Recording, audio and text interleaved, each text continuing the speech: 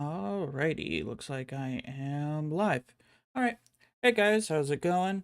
Something new today. So I know this isn't really a nerdcore music anime type stream. Although there will be some anime elements into it.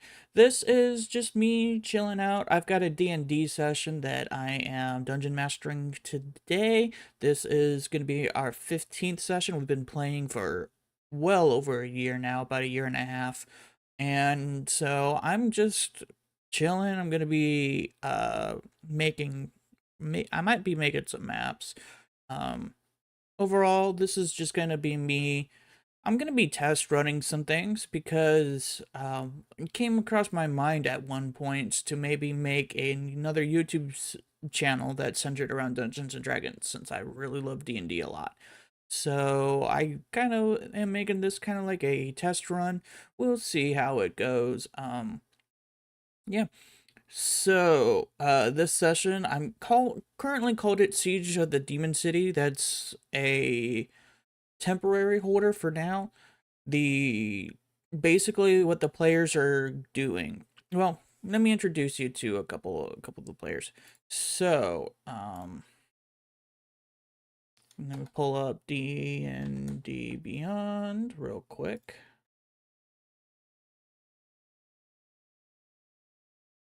All right, so it'd be kind of based off of my own personal email and all that stuff. Okay, so my campaign, this is called Beyond the Stars video campaign. There's really only two players. One of the players dropped out, unfortunately, because he had to move.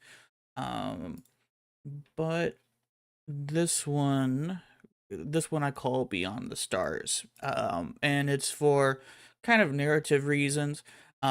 We have two players. I'm gonna deactivate Icarus. He's unfortunately no longer part. So we've got Marsh and Falvazar.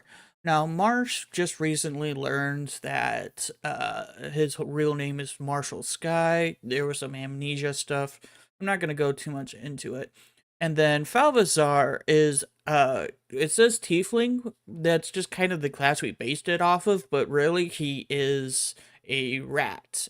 And it's kind of funny because he's actually a celestial, canonically in my world. So, Sir Falvazar Cornelius Rat. So those are the two characters. Marsh is a dwarf rogue warlock kind of hybrid. Um, and Falvazar, like I said, is a monk. And the thing with Falvazar is that he is following the way of, oh no, the path. Oh, it's called Way of the Cheese, but it's Whey. And yeah, he's a monk that whenever he eats specific cheese, he gains a power boost for a short duration of time. And so these are the two characters that I'm playing with, and they're just a lot of fun. They really are. Um, so I'm gonna exit out of that. So that's what they're doing. They're currently this current story arc that they're in is actually based off of The Promise to Neverland. I only planned to have them do a couple sessions based off of this arc, but at the time when I was originally planning on them leaving, they ended up sticking around. And that's partially on me because of certain situations that just kind of unfolded, and me not setting things up properly. But I think with them sticking around a little bit more, it's actually really enhanced at least their story and their characters. So I'm not too terribly upset with it, to be honest. So I'm actually gonna pull up the map of the world real quick. I keep forgetting the name of the city that they're in. Let's just say free D&D map maker, or I think it's Incarnate that I've been using. Here, real quick, I'm gonna sign in.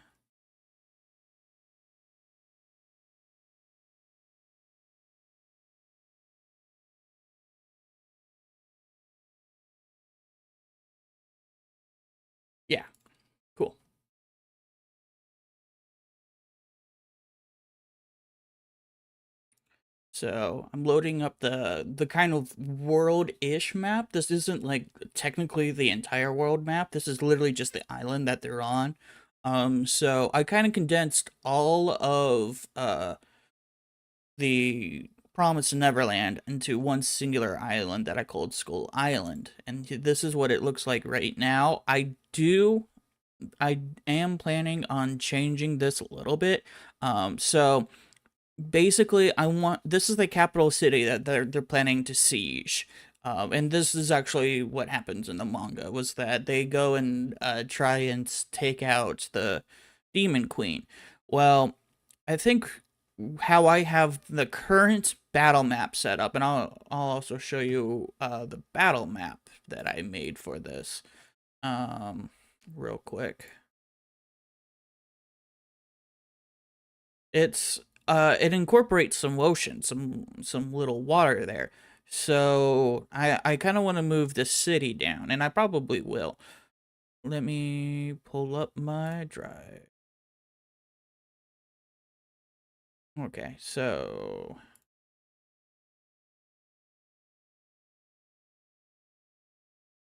I've got a couple pictures.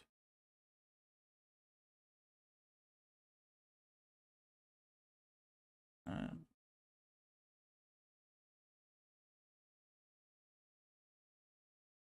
okay. So this is what my map kind of looks like. This is the city that they're gonna be in, and so as you can see, there's kind of like a river water canal here. The entire plan that I'm gonna illustrate into them, which I'm gonna write down here, is bring the queen out of her castle. That's the plan that's going to be proposed to them. Uh, I'm very much a dungeon master that kind of goes with the flow. I'm very good at improv, so most of the stuff that I make, just do that. I just kind of make basic notes for. I just do bullet points. I don't really write out long spiels and whatnot. I find that to be incredibly hard and incredibly boring when running a game. So this is what it looks like. It's not the greatest of pictures. When I looked at it on my phone, it looked like it was in better quality. I've kind of got another one set up right here as well. Once again, it's not the greatest of quality. And as you can see, my Dungeon Master screen is just a row of binders. And so this is going to be a lot more populated. I got populated tokens. You can kind of see them all along the side here. But what I do is I cover up with paper. I cover so that I can kind of make multiple layers. And this is another encounter they're going to be coming up against. They're going to be coming against two gargoyles. And they should be coming from this bridge here. And so that'll be an interesting fight. I'm looking forward to that type of fight. Oops, that's something different. So, this is the courtyard. I do have an actual castle layout that I've held off to the side that I can put together real quickly if they don't mention to break out.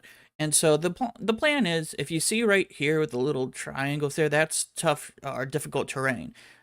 If they want to break the wall, and that I want to make that a suggestion. Oops. We're gonna say could break the city wall. If they want to do that, I'll make that a suggestion. How are we going to do that? I'll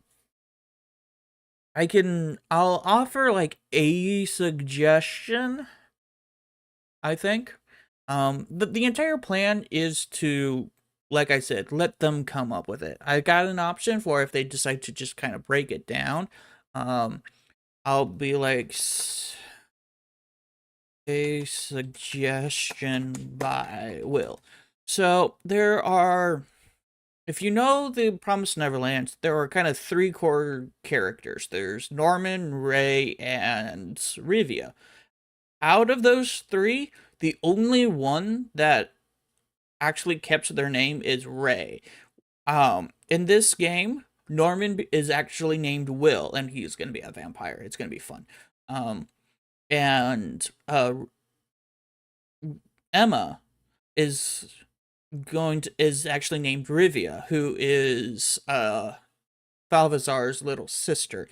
And what's actually kind of funny is that Icarus's little sister is also with this group. Her name is Ishmael, and there's a whole kind of reason why Icarus and Ishmael are like that. It's kind of funny.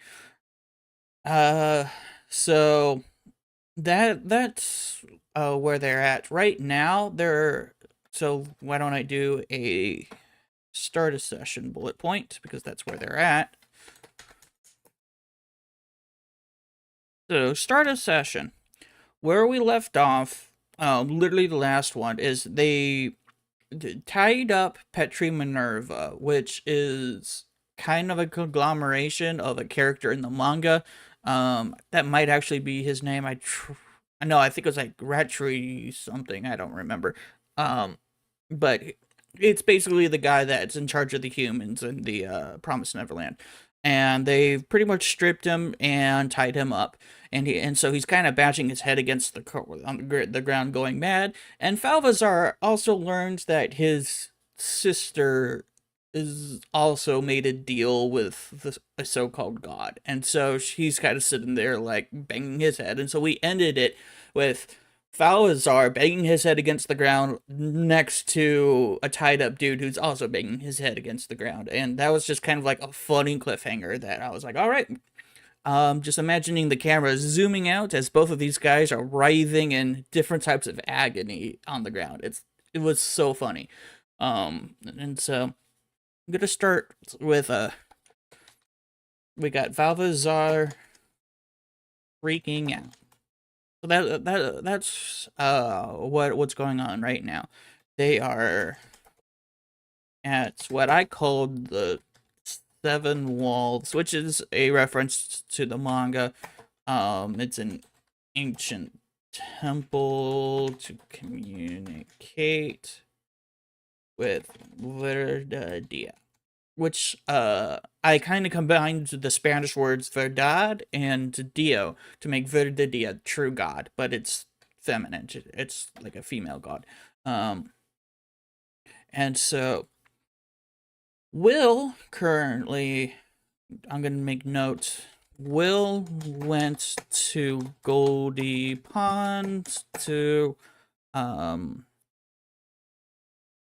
collect refugees, because what happened is that in the manga, they go to Grace Field to pick up all the kids and then send, basically they left. There's like a portal out in the manga that they pretty much went through, more or less.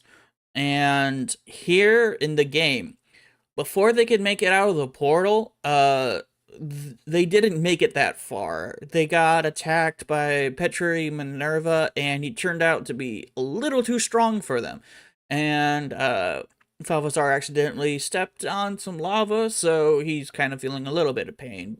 And so they, instead of leaving the normal way like I thought they would, and they escaped. They just went right back out into the wilderness, and Falvazar and Marsh split the kids up from Goldiefield. They sent 50 to Goldie Pond, and another 50 to the bunker that gets destroyed in the manga, which technically is not destroyed yet.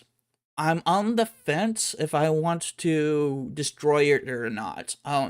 I did write down, I'd made some secret rolls that just mainly to scare the players, but also I wrote down some numbers that I was like, I'm going to sign this later.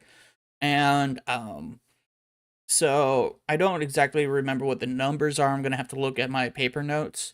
But it was going to be along the lines of like how many kids actually die. I'm going to tell you right now, maybe half of them would be survived. They've ran out of food, which Falvasar and Marsh refused to give them, and other stuff. I just realized that I don't have my chat up. I don't have like a chat. There it is. Okay. Cool.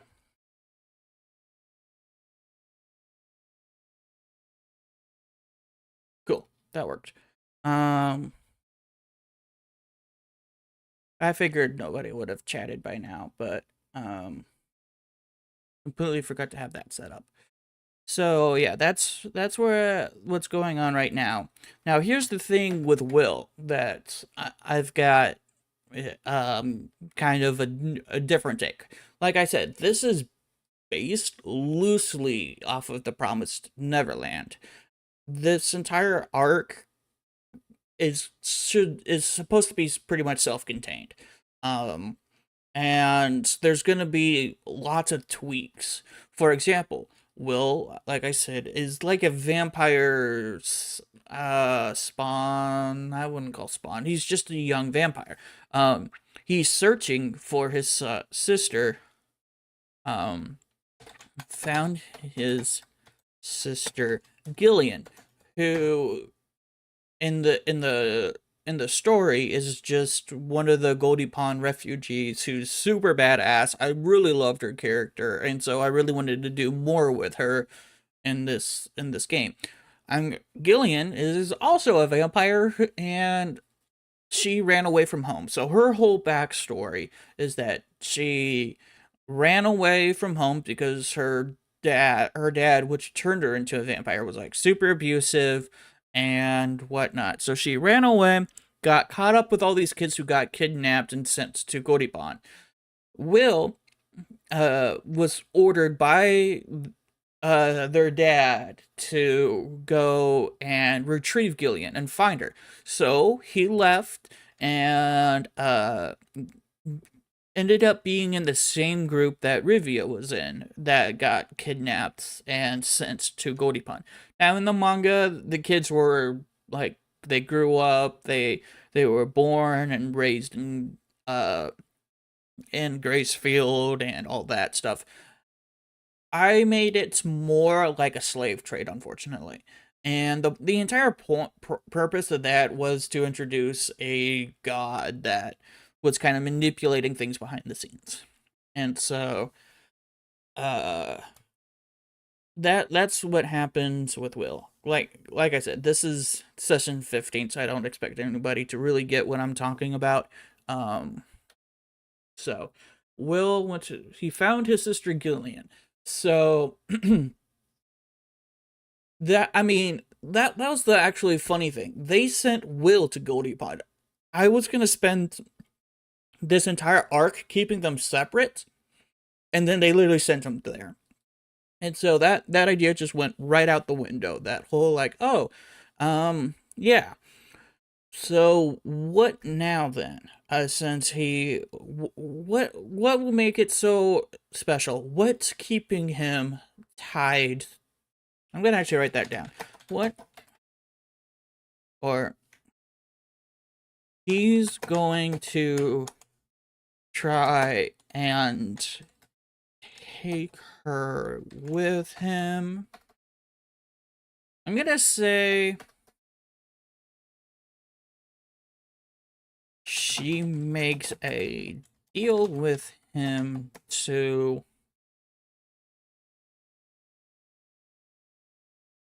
makes a deal with him. He'll go back if he agrees to rescue all the children. Go back. I'm gonna say willingly. And I'm gonna say if he sees an opening, he'll take her by force. And so that's the plan there.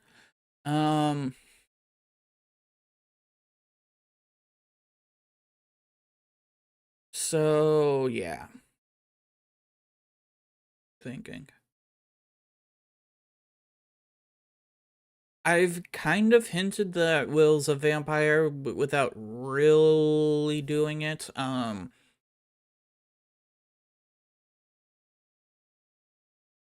Yeah, I'm just kind of debating on. Yeah, I'm gonna have to really keep that in my mind now. So there, take everyone back to the mansion. They have a mansion that is a base. I'll show you there. I'll quickly show you my map again. So this is Goldie Pond, this area right over here. This is Grace Field, and their mansion is right here. This here was a factory that they found Will, and that's what Will kind of destroyed the factory. Like I said, I'm gonna move this down, I think. So, I'm gonna move, oops, move this to be about, I'm gonna put this off to the side real quick. Move all of this like right here. This, I think I'm gonna go like right there. Here, let's put that back again real quick. Gotta pick up all this. We'll put those like right there. Oops. Don't want to keep that sea monster right there. Sea monster is more for aesthetic than anything. Um hmm, kind of want to turn it. Hmm.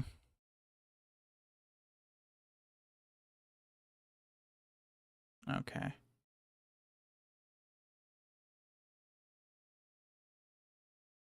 Hmm. I think we'll have to deal with this for now. Yeah, we'll deal with this for now. Because like I said, oh, that's not it. I don't need that open anymore.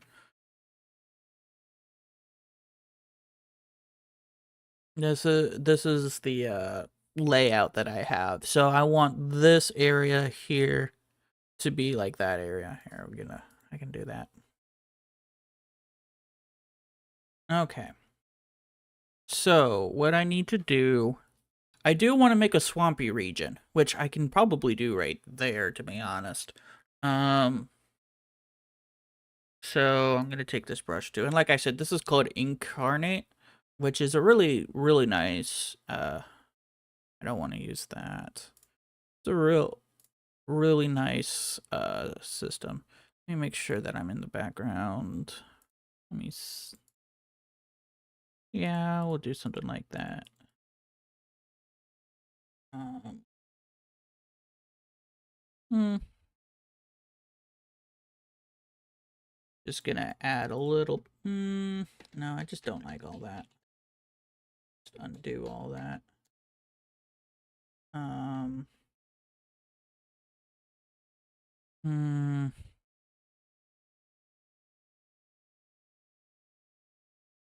I think this is better. To kind of give it a little bit of blue. Just to make it more of a swampy feel without it really appearing swampy. Um. Then this is I think my dirt road. So I'm gonna decrease the size.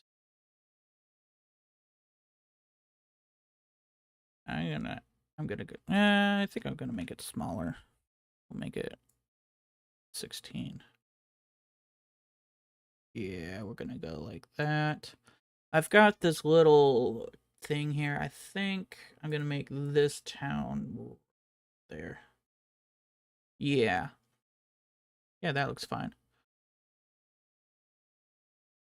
Yeah, I kind of like that. I like that a little bit more. Um,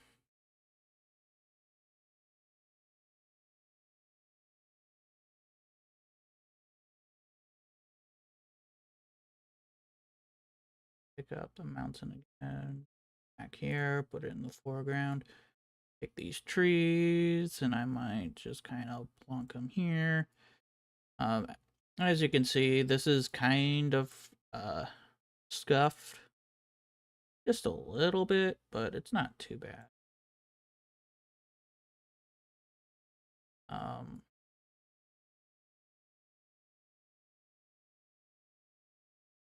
I'll probably add some more layers and trees and stuff, I think.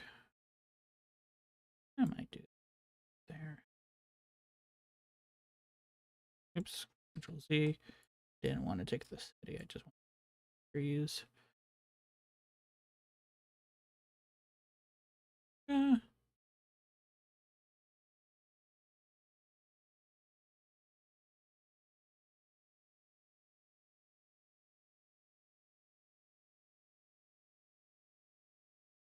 Then I'm going to take the objects and make some more trees.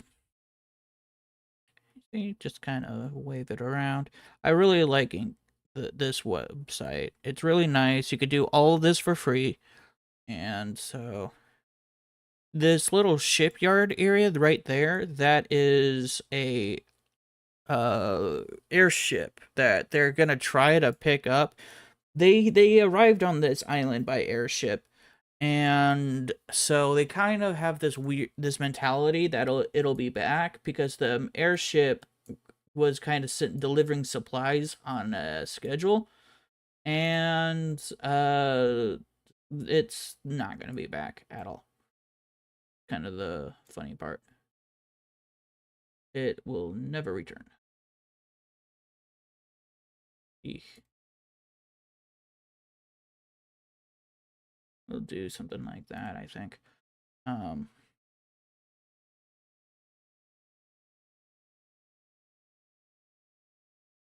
Yeah, I think this is cool. Might draw some more trees, like, oops. More trees, like, around here. Oops, those are tiny. We're gonna make them bigger.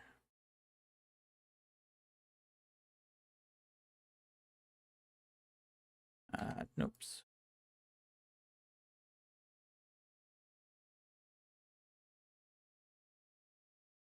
Alright, go and do all that,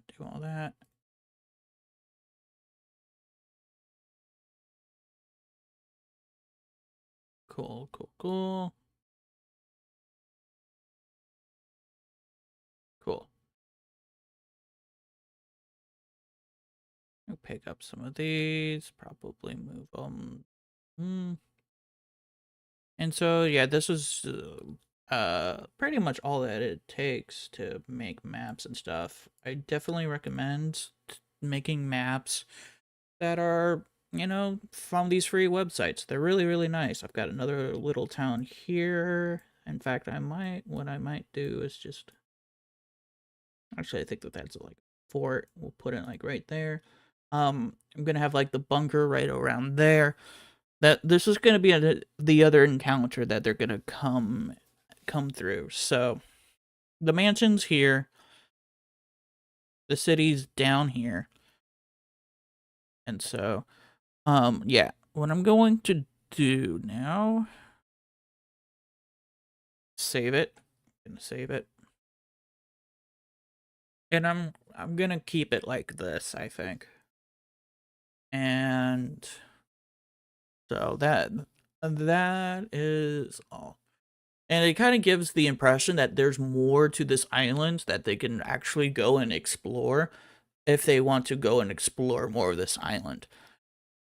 Regardless if I have anything planned, which I really don't. I don't have plans for these are just other villages that we could explore at some point, but no need. So, and I will be handing this without the lines to my players. I will be handing that to them if they ever make it to the village here. So they're up here in this village.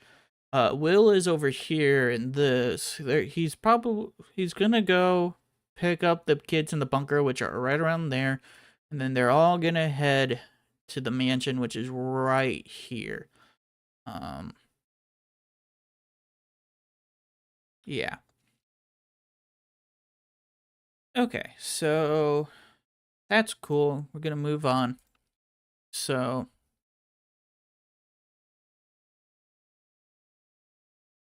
I'm gonna make this a different bullet point and then move everything across. Who's I'm gonna say shoot, who's going to tell the people in gold or in the bunker? Um hmm.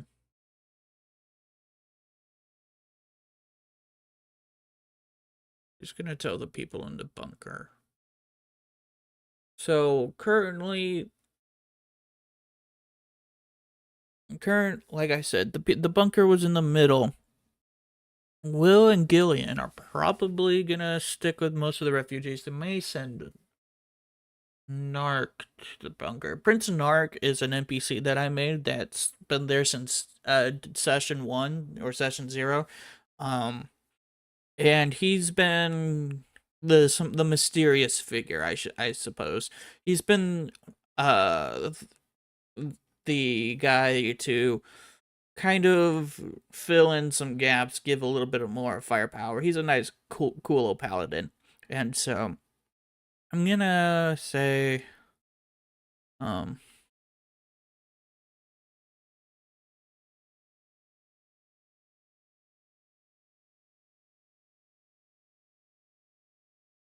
Narc, and it's actually CK. It's short for narcissist.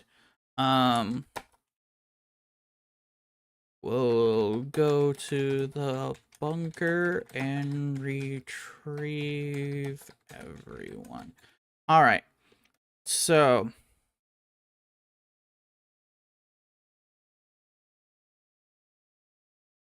here's the thing: is that time?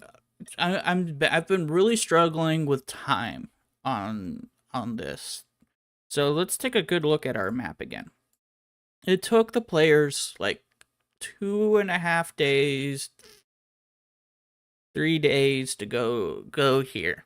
It took them another like 2 days to get to here. Like timing wise has been a pain in the butt, and I wish I had this to begin with. I think that's kind of my biggest mistake when coming up with this arc was that I didn't have a hard layout of the world because I only thought that they were just gonna go from Gracefield to Goldie Pond back to Gracefield. I only kind of kept those two locations in my mind. There's this village that I was like, okay, they can kind of take a detour and go up to the village too. And then that was about it. I was like, the bunker's south somewhere, and the castle is also south somewhere, the capital. Otherwise, I have no idea where everything else is because I never really planned that far. And so, if I had planned further ahead, I probably would have put this. Actually, I still might put this like right up here because honestly, that makes the most sense. It's way too far south. They basically got from the airship to Gracefield in like a day. And so it makes no sense to have it this far south. It really doesn't. So I think that's what I'm going to do now. Is I'm going to move this up. I'm going to take the good old sea monsters, and I'll bring them like right around here. And then this background, we're going to kind of scuff this up. Then we're going to kind of get rid. I can make this bigger now. Yeah, we're just going to kind of do that. Then we're going to make the path.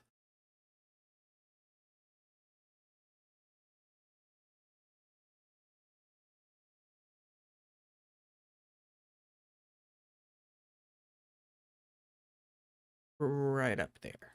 That's what we're gonna make it. We're not gonna make it that tiny. Make it, yes, 15's fine. So yeah, we're just gonna go here, and it was like a straight path to Gracefield. So we'll call it like that. Or better yet, make this just a little bit smaller. We're gonna zoom in a little bit more.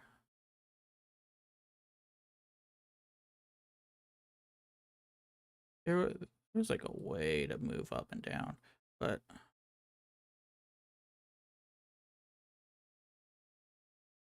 we'll do like that. That's fine right there. And then we're gonna get rid of all these trees that are in the way, just a little bit.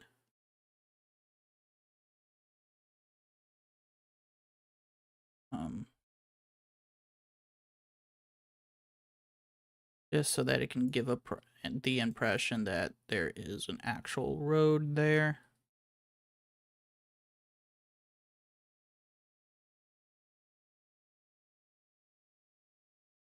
There we go. So yeah, this is the airship. Just kind of here.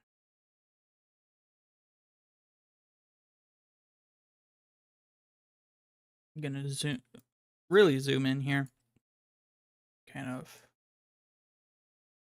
place these a little bit more precisely.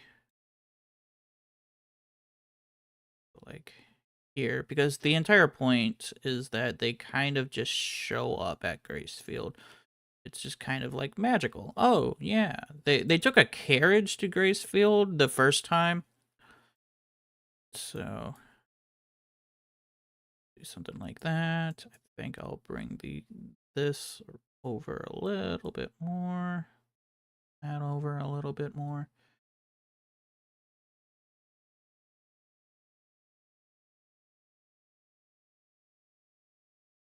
Yeah, we'll do something like that.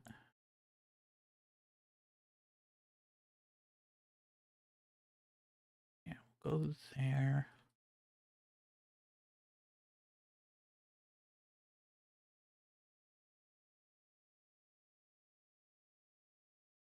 Okay. So, okay, oh, that's right, it's space. Cool.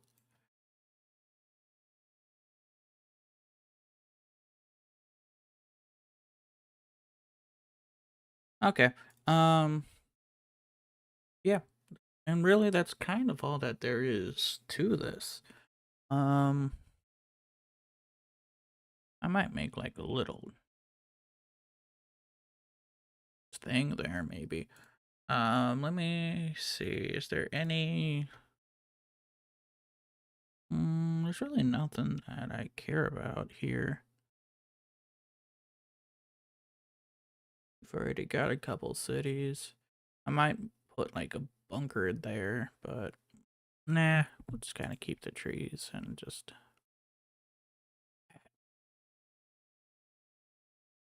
keep it. Am I in the right? I don't think I'm in the right. Oops. Save that. Gotta, constantly save. Make sure that things work.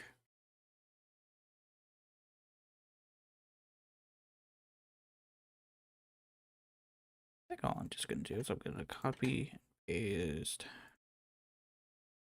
kind of add some depth.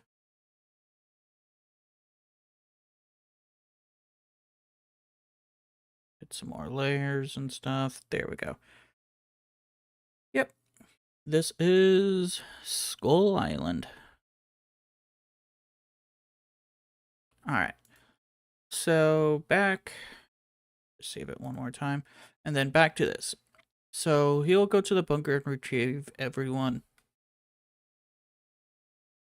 That will take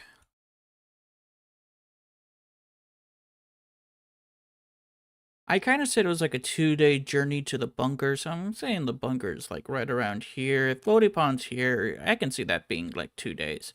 2 days, 2 days, and another 2 days. So 2, I'll say 3. So it'll take 5 days from to get from Goldie Pond to the bunker there.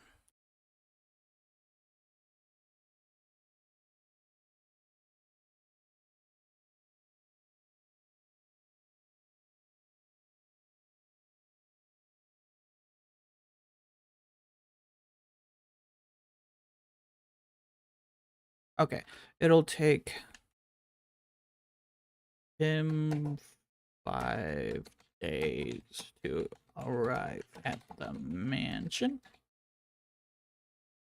think it'll take everyone else 4.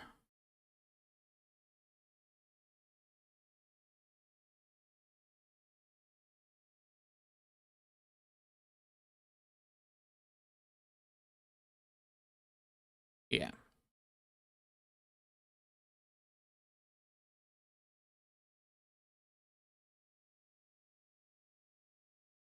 Yeah, I wish I didn't scuff the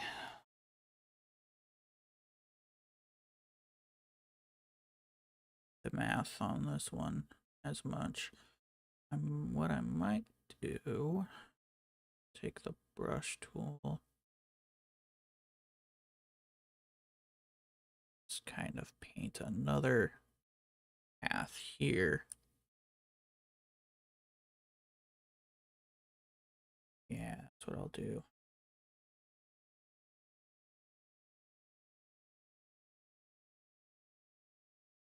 So that'll make it look like just a little bit better. Like these guys, because yeah, these guys kind of took like a day to get to that point, so that's fine.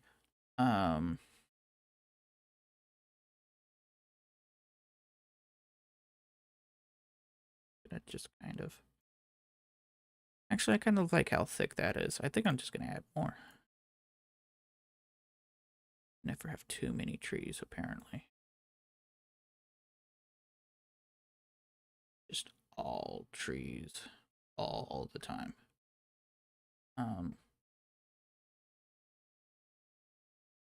Might just kind of add a path here. And that just feels so big. Go to 12. Yeah, kind of do her.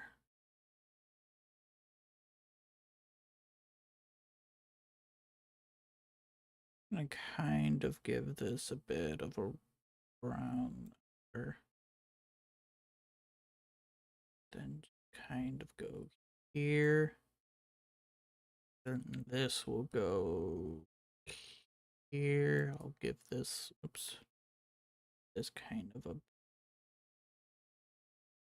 blurring, and then this will go here.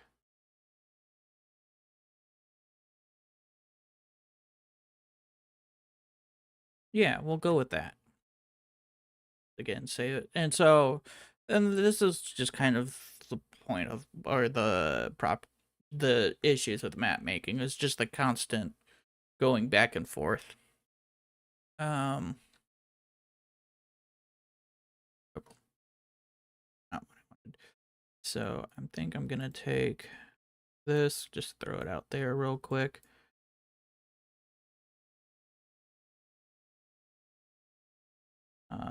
Take this, throw it there real quick. Take this, throw it there. We're gonna take this, throw it back here. And take these, throw it like here.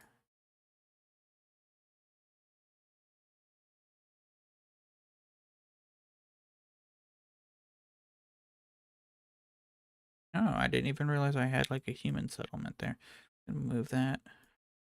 This back. That should be like right there. That's the demon settlement for sure.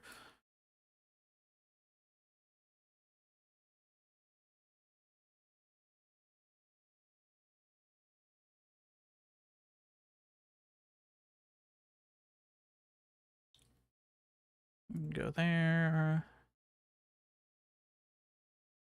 And yeah, like I said, it's just a lot of tweaking. It really is. Um,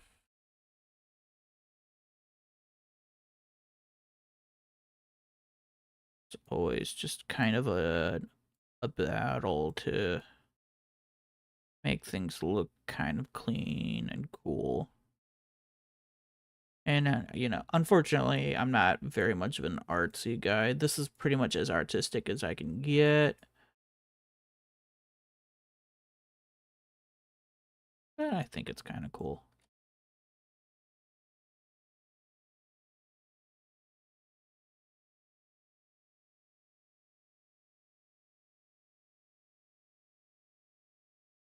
Sometimes you just gotta zoom on in as close as you can. And that's what I appreciate about this software. You can really zoom in.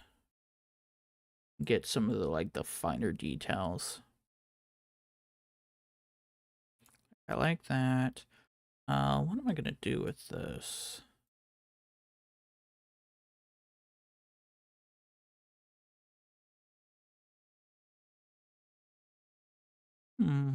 I got nothing over here in this mountain, so I might just do that right here. Just stick it right there. And then maybe just, I think what I'm gonna do is, there's a lot of little guys here. So I'm gonna move that, or move it so that they're right there. And then all I want is the big dude. Put the big dude right there. Put this right here.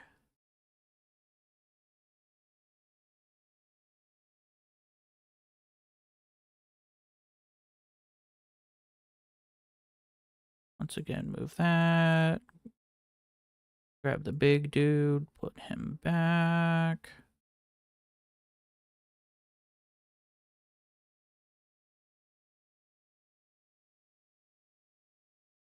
And yeah, just kind of clean this up a little bit. That's fine there.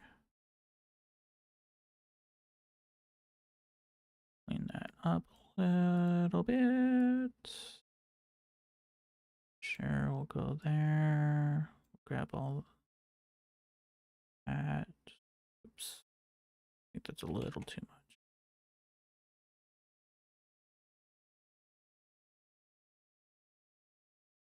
Yeah, trying to get all the nitty gritty stuff is so tough. That's the one little downside of this program. That trying to get the little stuff is tedious. Come on. Just want the little guys. Okay, and then we're gonna paint this again. We're gonna go.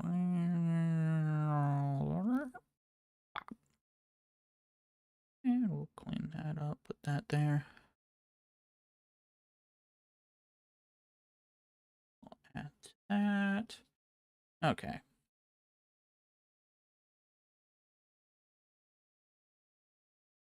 I do kind of want to incorporate some more streams, so I might just do something like that. Maybe a lake right around here. Grab all that and move it. I like how I'll get close and be like, oh, this is done, and then add 10 more things. That's just how maps work. I completely meant to do this planning session more actually planning what we're going to be talking about, and it turned into a lot more of just oh, we're going to do this and we're going to do this and we're going to just make maps. And I like making maps. Maps are a lot of fun, so I'm not really complaining. Just add some more mountains. Just add maybe a couple more here and there.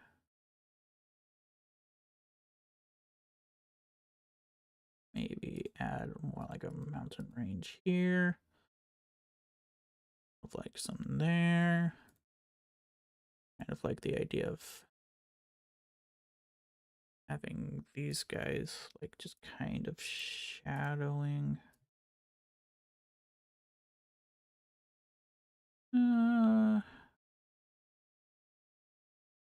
Maybe we'll go like right there. Shrink this one down, put it like right there. That's cool. I like that.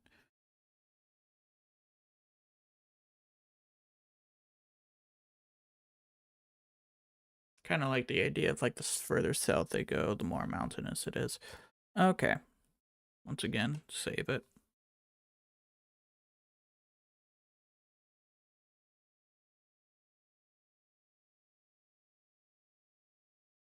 So.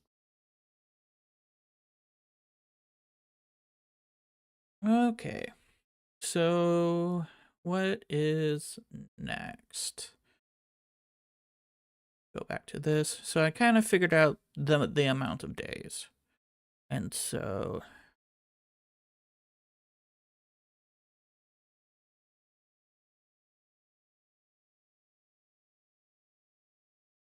it'll take about 3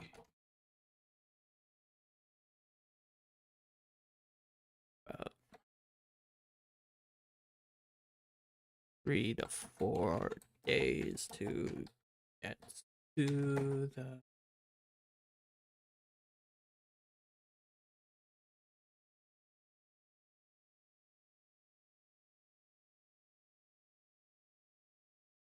3 to 4 days to get to the mansion.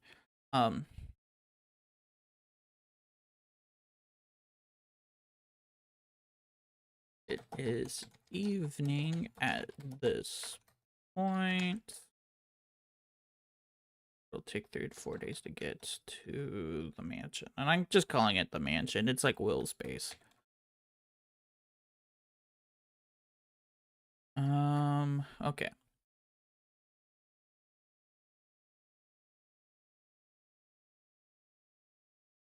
So,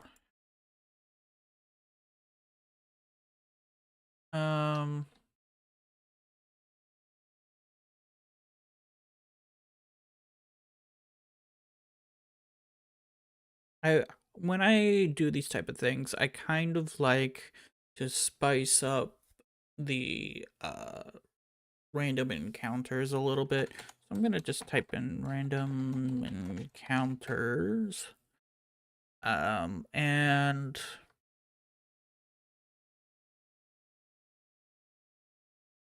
so what I like to come up with like 4 stuff that can happen, ranging from good stuff to bad. So we'll go with like run into the Queen's scouts. They are gargoyles. And I've got the whole this area, the swamp area is really where I want that to happen. So I might I'll try to make it not a fight. We'll try to flee back to the Queen.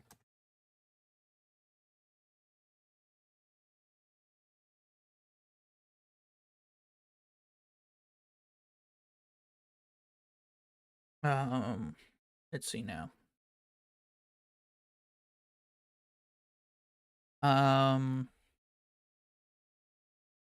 Other random encounters or random stuff that happens throughout the journey.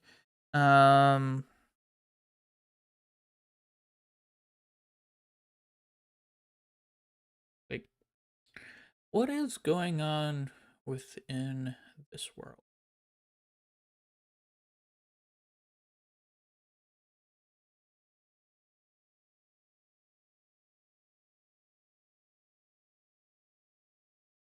Hmm.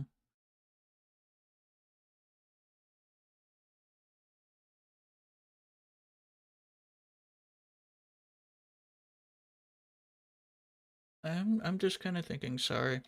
So right now, Valvasar and Marsh can talk to their patrons. They're kind of being controlled by deities a little bit. Not controlled, but they're champions to specific deities. So, like Marsh is to the Fairy Queen, and Valvasar is to the. It's kind of like not really it's the Cheese King. It's the Cheese King that is uh relatively his uncle Raja. So we could run into the Queen Scouts. We can communicate with patrons.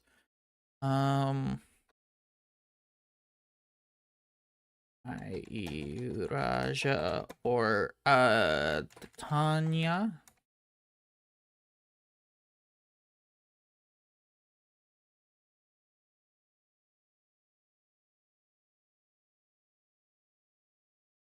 Raja or Tanya. Leave a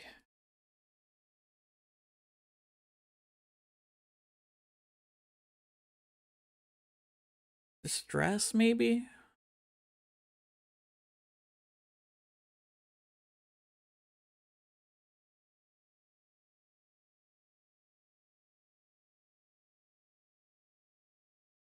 There's also a Minotaur on the loose, just type of things. There's a Minotaur that I've currently kind of got at Gracefield guarding the place, so I don't think I'll want the Minotaur. I don't think I want Butcher.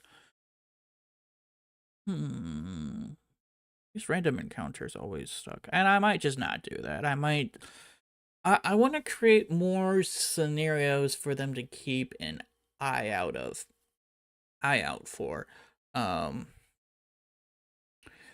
Maybe it'll be something like hunting. Deer. Rabbits.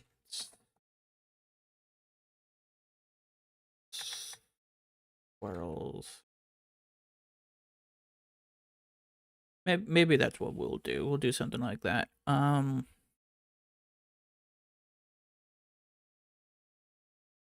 So that'll be kind of the random encounters, I suppose. Or maybe find dead kids. And this could actually be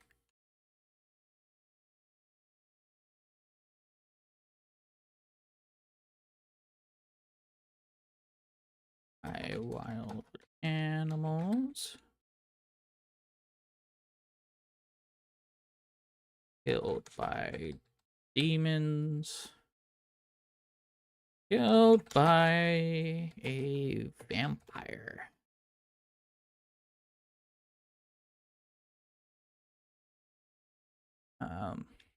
Yeah.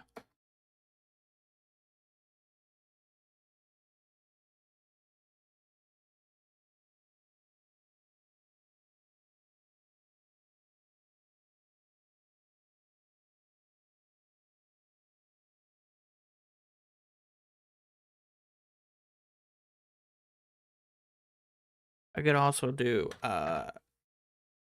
acts of nature.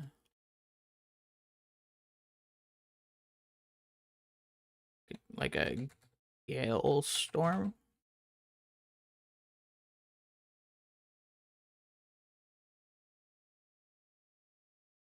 I've done a lot of like storms and flooding and stuff.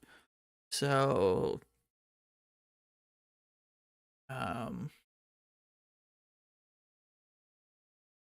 yeah, that type of stuff can be kind of boring.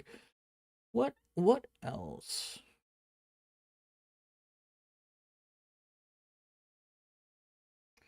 I don't really want earthquake. They're on an island. So the weather is already kind of all over the place. I might just stick with Hailstorm, though. I don't know. Okay. So the mansion. What I'm going to do, I've got another session note. One real quick. I'm gonna open up. Oh, here we go. Will. Um, go Will. Oh, I've already kind of got it, so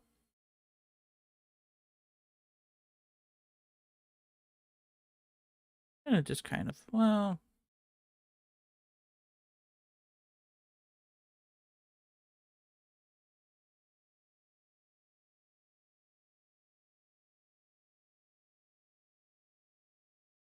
oh boy. So I've got this part already printed out in my notes, but I might just do this again and make it like a whole separate thing. I think that's what I'm going to do. I'm going to make it a whole separate thing. This is just what Will's hideout looks like. I think that's just gonna what makes the most sense here. It's a mansion overlooking the sea. I'm not gonna put in this half a day west. Was William Minerva's headquarters. Will repursed it when he escaped day 7, an experimental which could be one of those places. Garden of Various Flowers, Siren's Lullaby, which is a plant that I made up that is very addictive. It creates a drug called Siren's Lullaby. So it's actually not Siren's Lullaby. It's Siren's Lotus, the lotus plant. A Demon Bane will be there. This is important, the Demon Bane, because this is what Will's great plan is to gas out, kind of like in the manga, I think he did it in the manga. He's going to gas out all the demons. He's found this kind of ability. It's going to be also known as Lily of the Valley, and it's deadly to demons. There's going to be a caretaker named Mary Lagrima, which is, I think Lagrima is Spanish for tears. So it's good. It's a kind of like a metaphor and whatnot. Her brother was eaten by a demon, and Will saved her by killing the demon, and she kind of was there ever since. Strategy room. There's a large map of the island on a giant round table. That's where I'm gonna hand them the map, literally.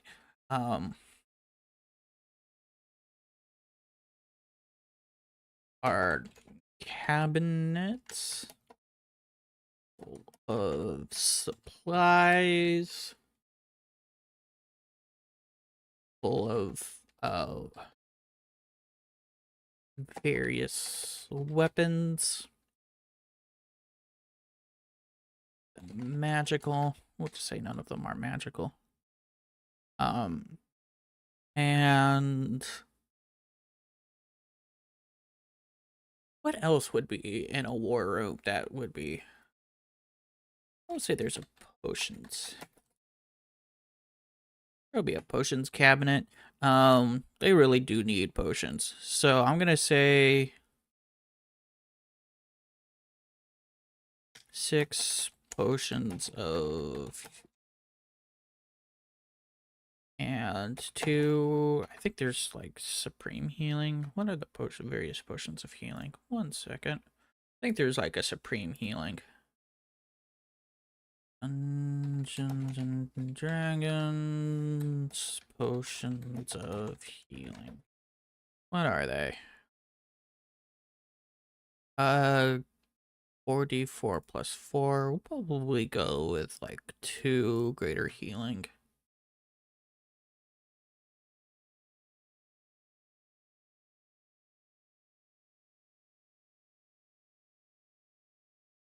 6 potions of healing. And,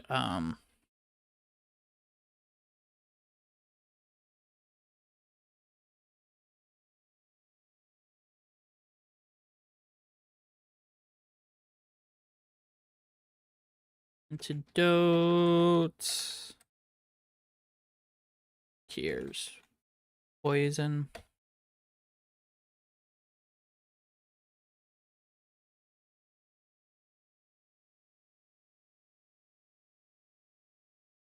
Any other, like, fun potions? What are some fun potions? I'm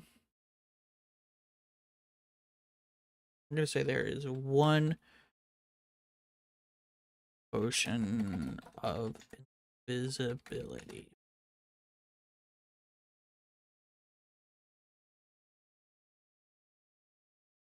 The invisibility spell. Any other, like, I guess we could do some, like, toxins and stuff. Yeah, we'll start with this for now. Kitchen. So the cheese is super important for Falvazar's character. Falvazar is, like, his entire build is based off of the cheese that he consumes. And there's various cheeses. He's got a whole table of different cheeses that he can consume that gives him different power-ups. And the whole thing with this island is that there hasn't been any dairy, there's no cheese, and so he is starved with cheese. He has, like, no cheese left, and he's gone crazy. He's been trying and trying to find some, and there just hasn't been any. Well, there's going to be cheese. There's going to be two things. There's going to be ingredients, and then there's just going to legitimately be cheese. And the 68 is this. There's going to be 6 different portions of cheese that he can find all over the place. The 88 is ingredients. It will just be like this ingredients, this ingredients. And then there will also be stuff if he wishes to make any cheese. Anything else with the kitchen? I'm gonna say stocked with rations for stocked with 200 rations, and the rations could be whatever we want to make it. It's enough to feed an army, basically. This is a base. What else do I want?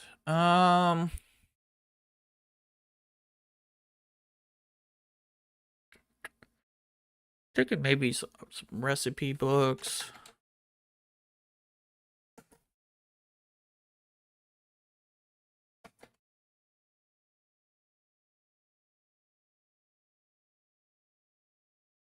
I'll say it grants advantage when cooking food.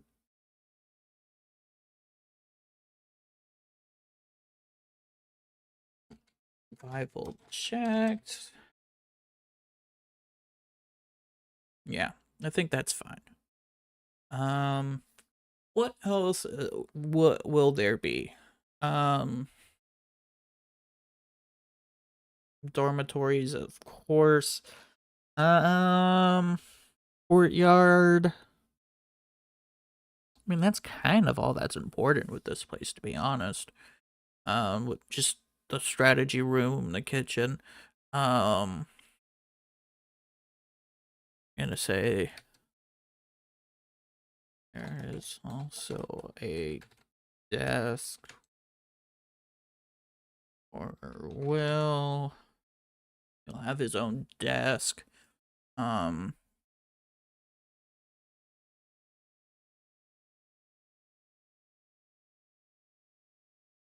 Yeah.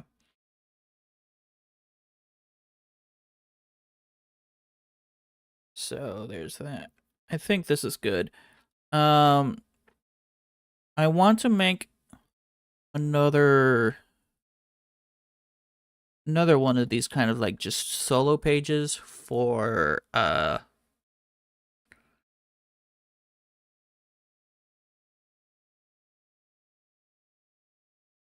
What's Santino been doing? Santino is kind of like a party friend that I was planning on having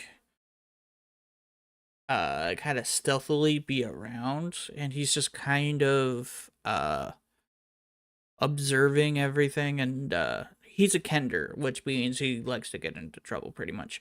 I think I'm gonna have him in the city. Um I was initially gonna have him to be among the children, and the the children that'll be eaten. And now that I'm thinking about it, I think I kind of want him to be the city, the Queen City. By the way, I'm that type of person that when I see Demon City, I absolutely hate. I don't like it. So I like to make up my own words. And how I do it is uh I like to write things words backwards and then kind of see if I can change things. So I got a technomid, which is fine. Um, my tick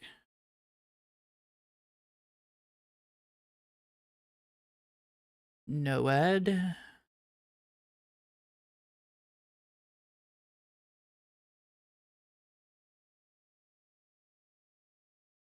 My tick Noed.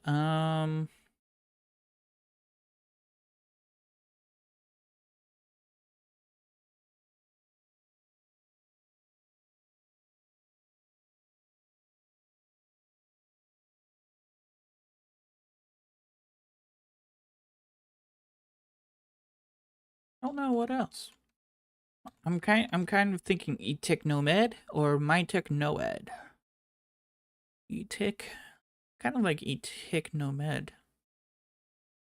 Kind of like Etic Nomad. Not gonna lie. I kind of like Etic. I'm gonna stick with that. Siege of Etic Nomad.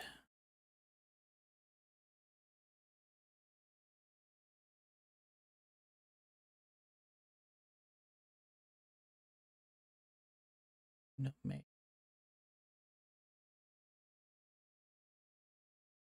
Yeah, I'm gonna just go with that. Oops. Etic Nomad. Okay. So the Demon City. Oops.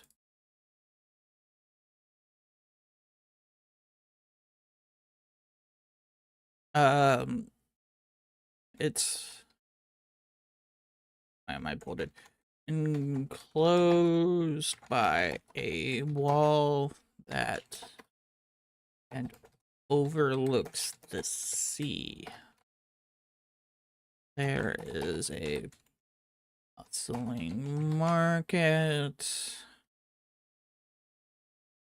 full of demons selling goods.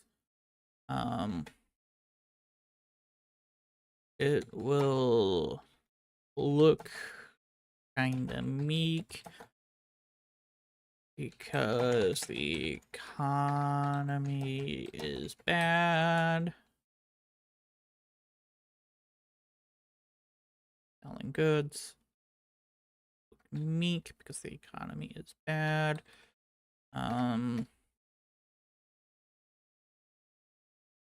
Yeah. What else? I'm thinking of maybe having, I'll say, demons patrol along the top of the walls.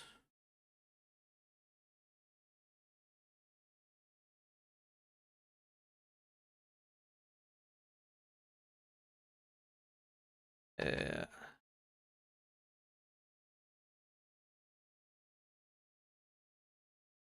there are random manholes around the place.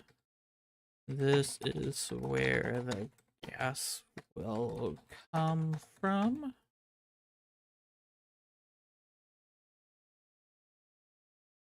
around the place.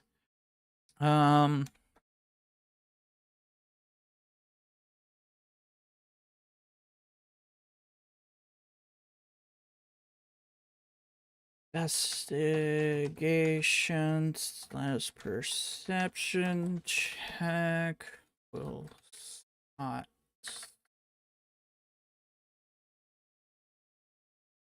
flowers within the sewer.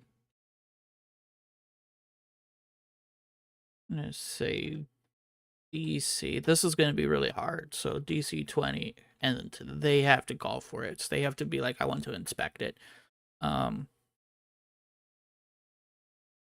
Where's our Demon Bane? When set on fire, the smoke is toxic to demons. People will and wait for it.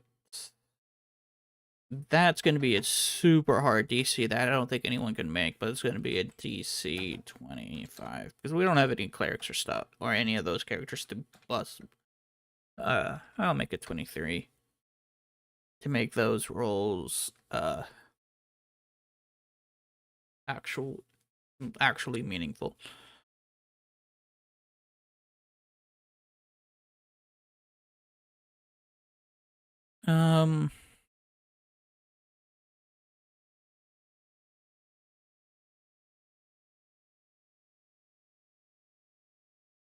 So the plan is to lure the queen to the courtyard and then release the toxins.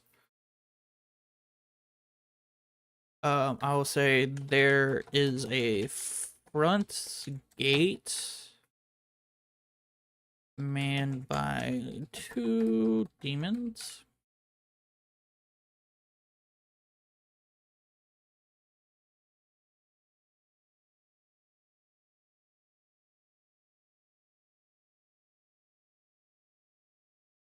Hmm.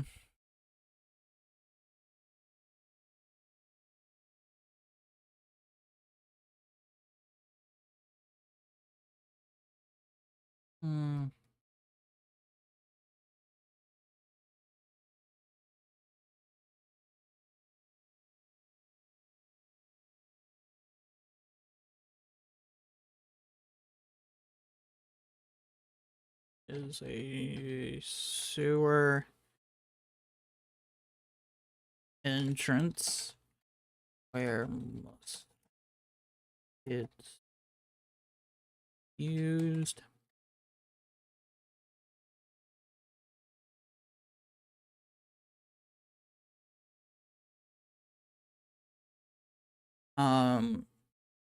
Yeah.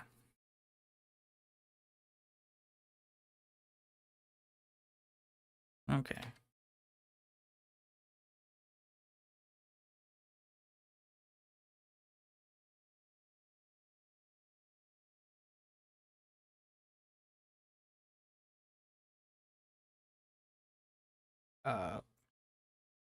We'll call, oops. Call it Etic Nomad. Etic Nomad.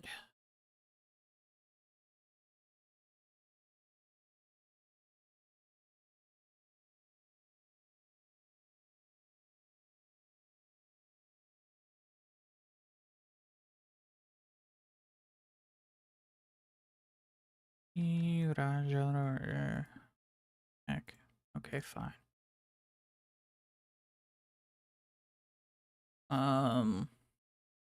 Okay. Will's plan. There are 2 parts. What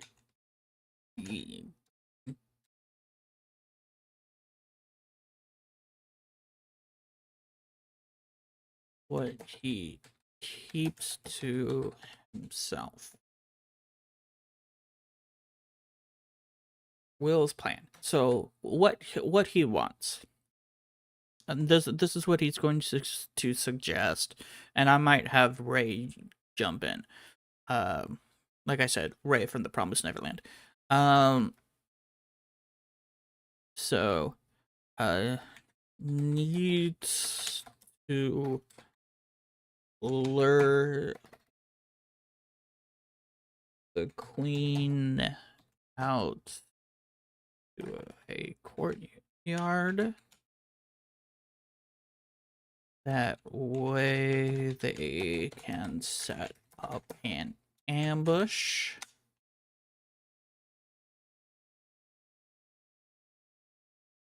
We'll use demon allies to do just that. What he keeps to himself, the gas he plans on using to kill everyone.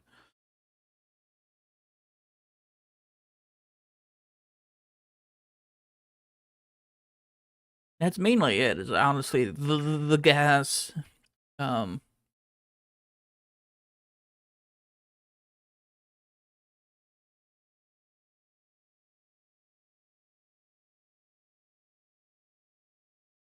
People who will be aiding him. There's also something to do with Mujika, who has Oh, I need to figure out what Rivia's plan is, because Rivia has a different plan.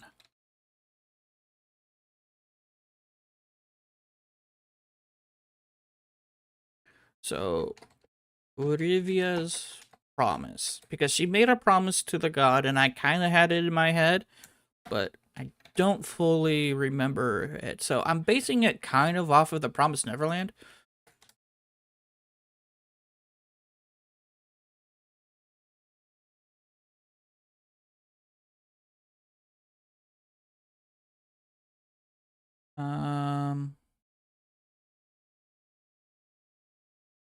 Promise. Emma's promise was an agreement between on November. It replaced by Julius Ratri. Oops.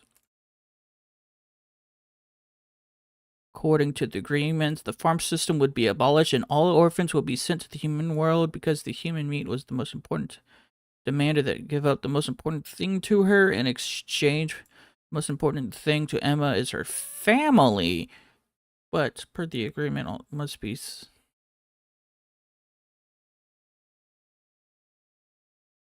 But per the agreement, all the orphans must be sent to the human world, meaning could not kill or her family or keep them in the demon world. So instead, he took all of her family and transported to it.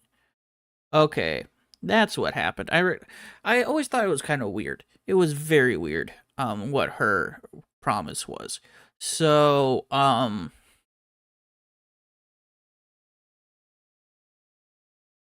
and obviously this has nothing to do with Mujika, which I'm incorporating, and that could be part of it. Was hmm.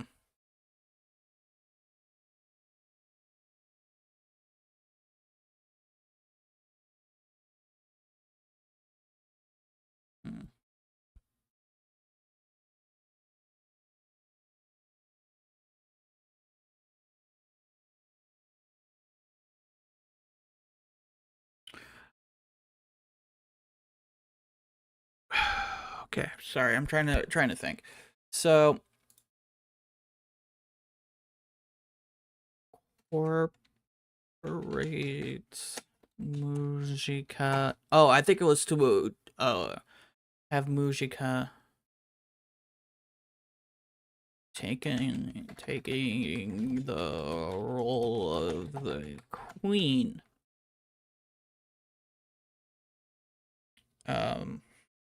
Which she's kind of doing against Mujika's will, if I remember correctly. Hmm. Um.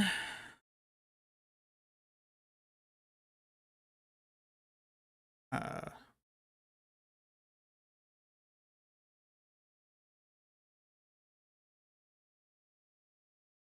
Forces Rivia to stay by her side forever.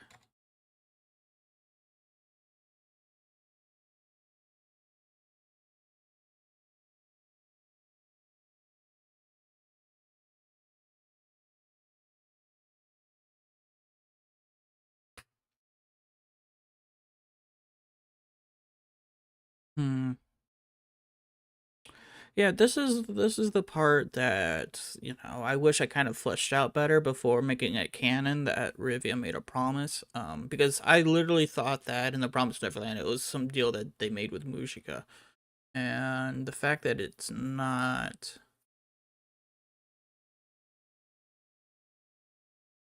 Do I call her Musica or Mujika in the game? I'm trying to remember. Because I've gone back and forth. I think I've gone back and forth between them because there's literally two translations, and it's always been Mujika or Musica, and I've always liked saying Mujika. It just sounds better to me. Um, or maybe this.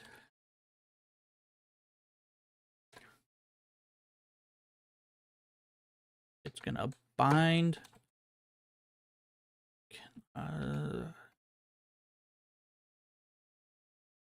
Life Force to Rivia.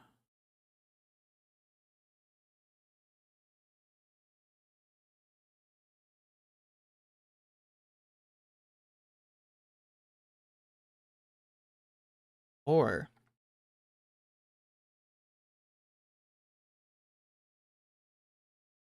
no. No, no, no, no. I got it. I got it. I got it. It grants Rivia Mujika's powers.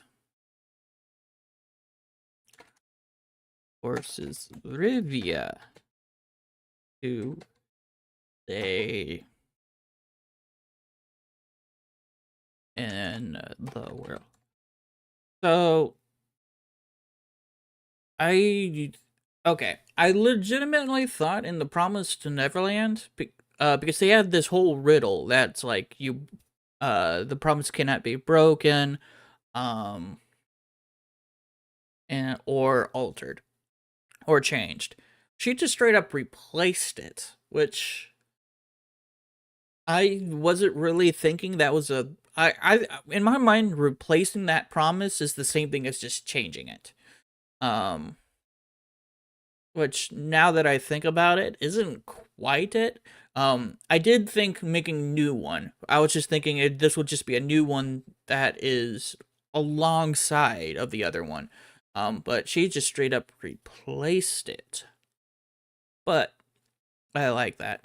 It grants Rivia Mujika's powers, and it forces her to stay on Skull Island. Um, yeah, and it just forces her to stay there. Um, which honestly might help me with my mentality. So that's her promise. But she's not.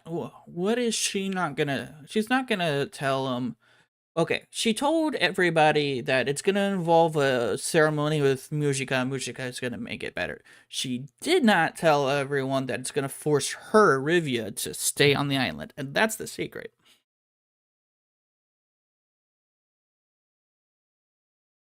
Um, and I like that. So Will's plan, um, signal is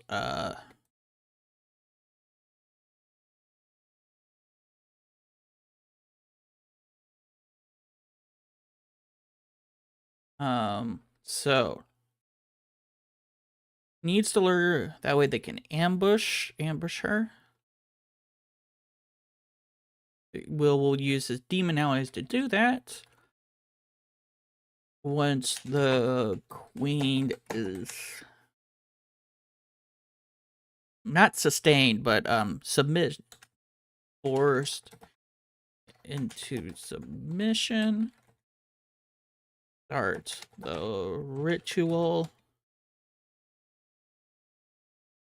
It's secret plan starts when the ritual begins. And then what he keeps to himself, obviously, is the gas that he plans on killing everyone with, which you can kind of, if the players actually like observe the town, and I'm going to make it possible to sneak into the town.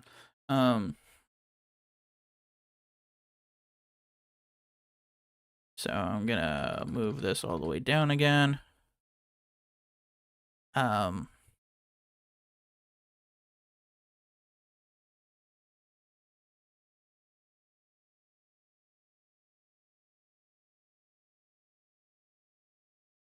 Can be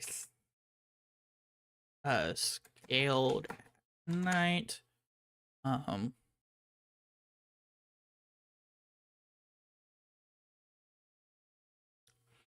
me take a quick look at my map again, because I do have those mountains, and I feel like that can actually be useful if I incorporate those mountains again.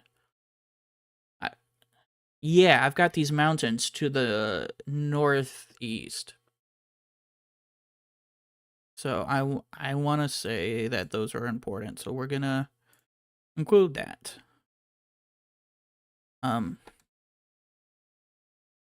Mountains to the northeast can be used to spy on the town.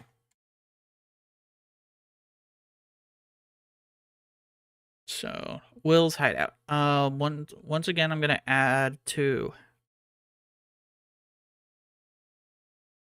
Contain a seeing stone that allows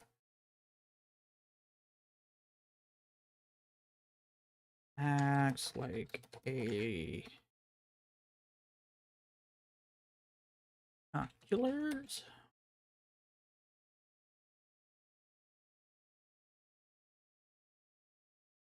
I might just have it. Let him have it. Like, he just straight up might have it.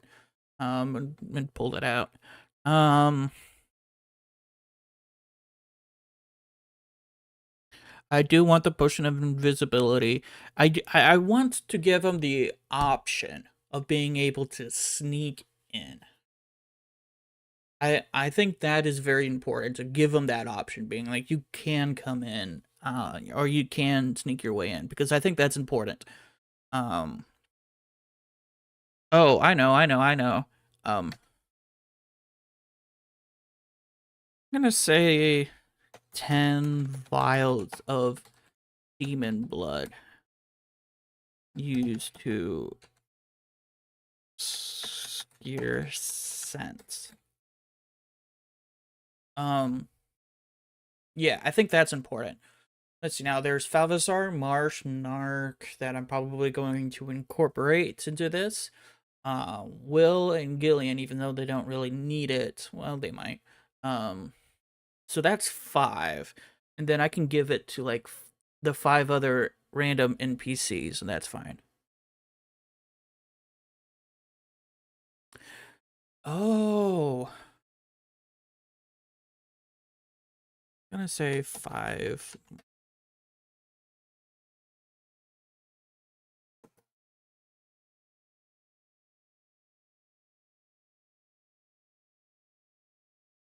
I'm gonna have a little subplot that Gillian's gonna disappear. Gillian's gonna be part of the group that invades. So let me bring this up. But he keeps to himself. Gillian is going to lead the group.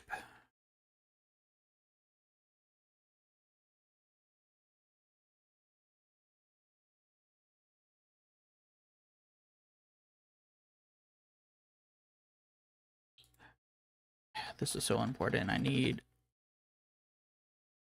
I need this.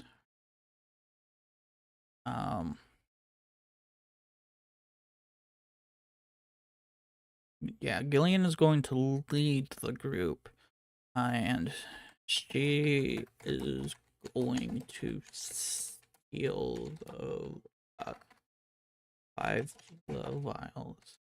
Let's just come up with the people that she goes with.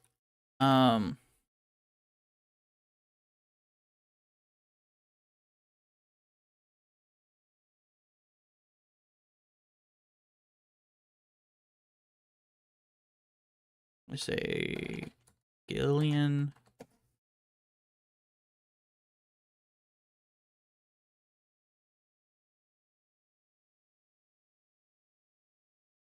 I'll just say Mary.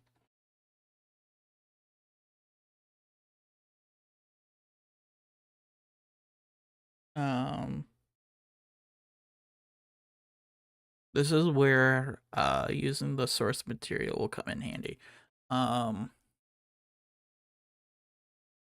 We'll go promise never. We're in the wiki right now, so let's just kind of look.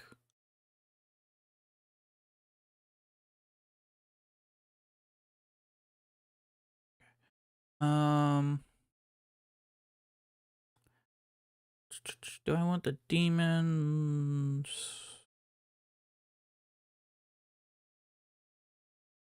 Demon World Arc. Oh. I don't think this is what I want. I think I want like this.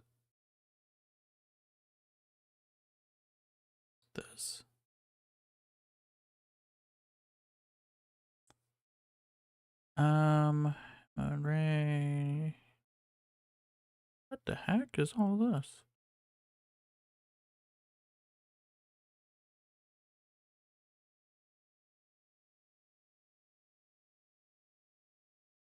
Dawn and Gilda are requested to go search by Norman.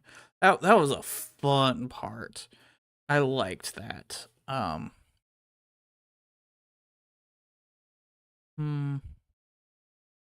Imperial Capital Battle Arc. This is the arc that they're gonna be going through. We're going through with this. The Royal Capital. Oh, this is not helpful. It can be only crossed through the dozens of bridges which connect to the other side. That's fine. After Dozu, there are many mazes and. I mean, that's fine.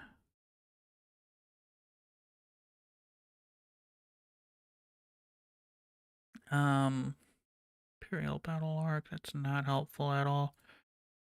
Want to know about the arc? Ash, Dawn, Gilda, Hayato, Zazie. I like Zazie. Zazie's fun.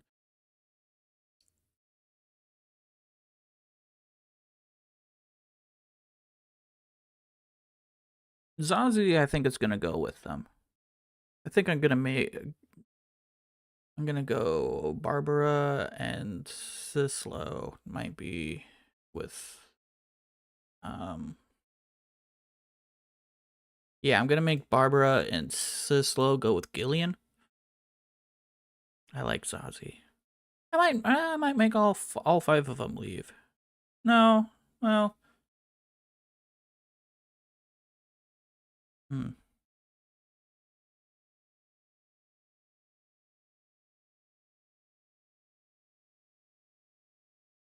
Oh, this is a different one. I'm gonna exit out of that now that I got what I wanted from that.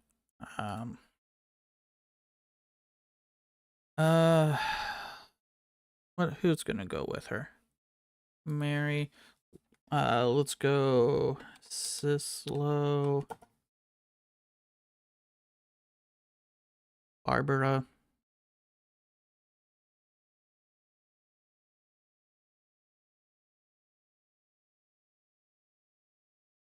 And I'm thinking keeping Zazie with Will as kind of like a quote unquote bodyguard. Um, who might actually be with them. So Gillian, Mary, Sislo, Barbara, and I need like one more. Ash.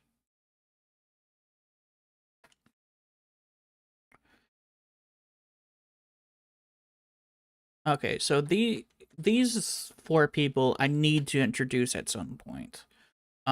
Beforehand. And Ash is the one with like the wolves. She's also pretty cool. I like her. Um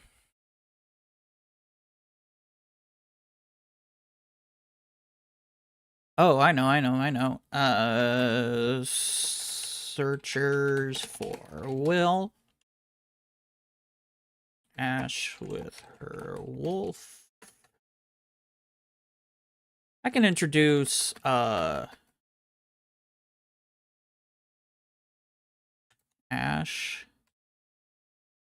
Zazie, Barbara, and Sislo.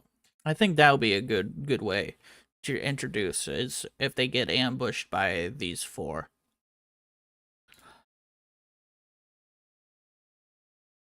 Ceremony. Okay. So yeah, these are the ones that are gonna go, and Gillian's gonna be the only one that survives this. She's gonna steal 5 of the vials. Um, steal, quote unquote. I'm gonna put on going to quote steal. So Will's plan.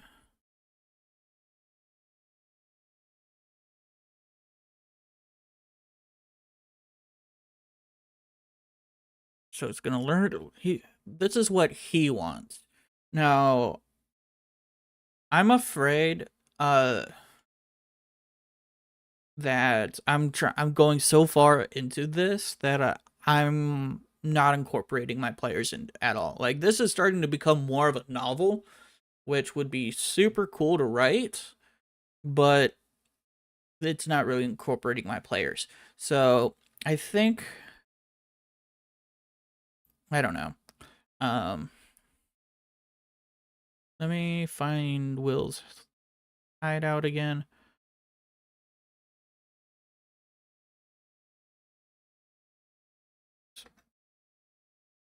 Okay.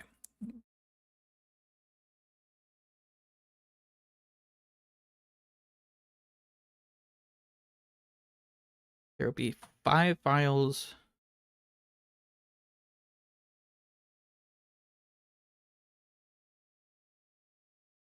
Um,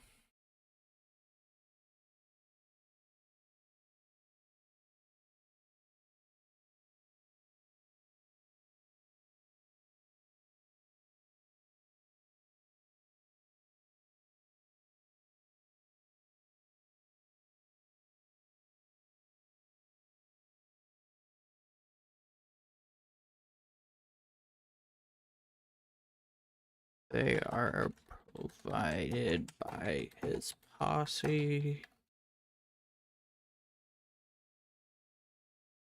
Completely. And if I remember correctly, he is sickly in the manga. Like he gets really sick. Um, so this is almost not completely out of character for him. At least coming from the source material.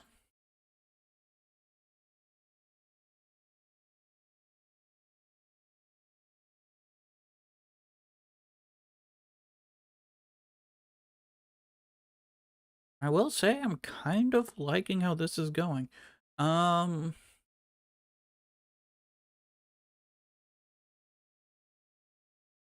and let's see now. So tick nomad, the city. Okay.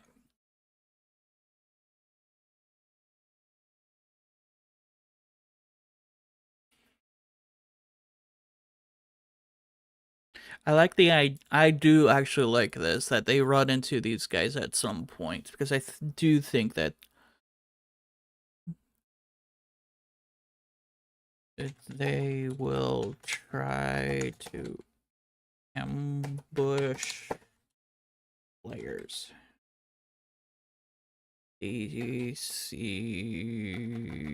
say, DC 17. I want it to be a little bit difficult because they are trained, which means I'm gonna need to make an encounter for these guys. That's what I'm gonna need to do. Okay. So we're gonna go and make an encounter. Gonna go to D&D Beyond again.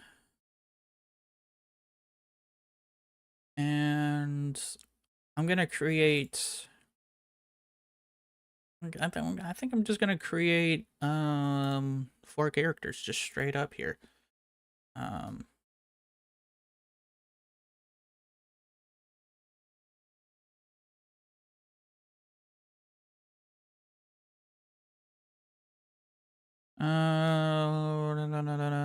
We'll just do standard. Okay, so the first one is going to be Zazie.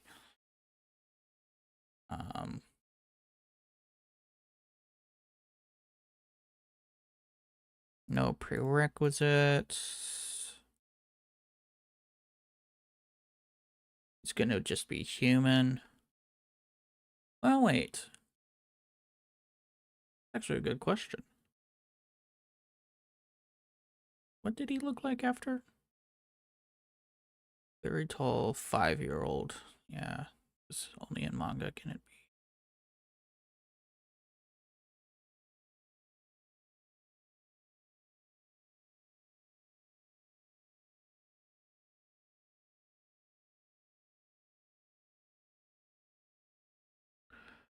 The paper bag.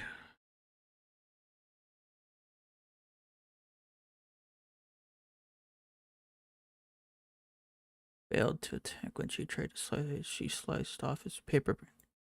A young man with bloodshot eyes, as well as messy white hair and sharp canines.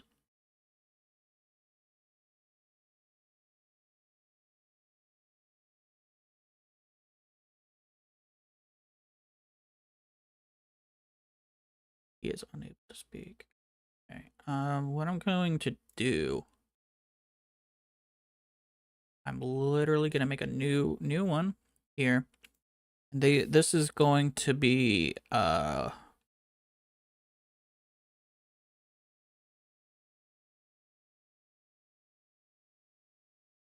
gonna plain text.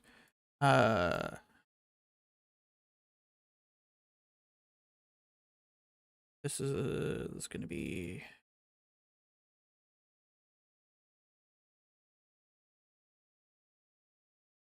Will's posse. And we're gonna start with Zazie.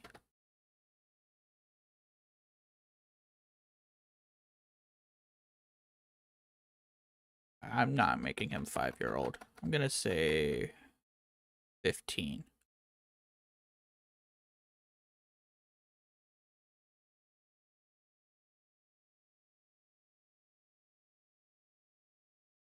Okay.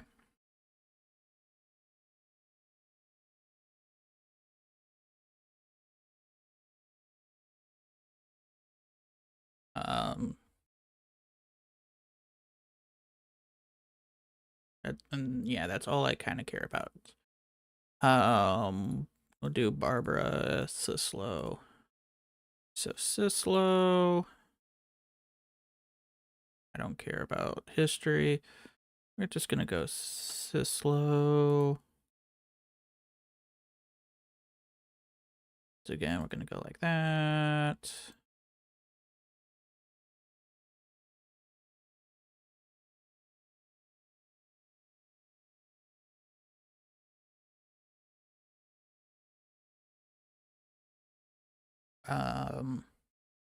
Next, gonna go and grab Barbara. I don't need pictures. I kind of already have what they are in my mind because I've read and seen The Promised Neverland. Oops, Control Z. Let me try that again. We're gonna go actually down to appearance.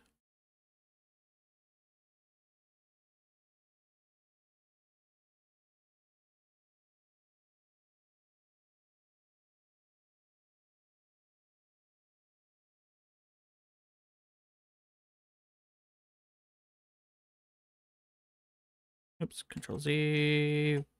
Bold. And then finally,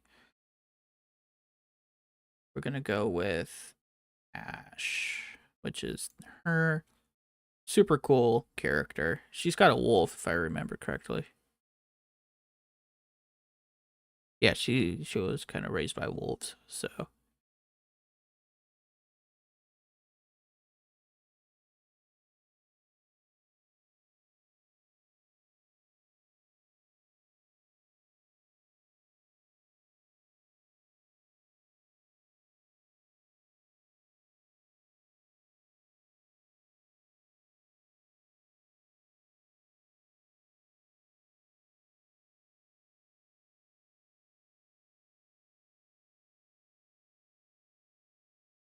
Bold.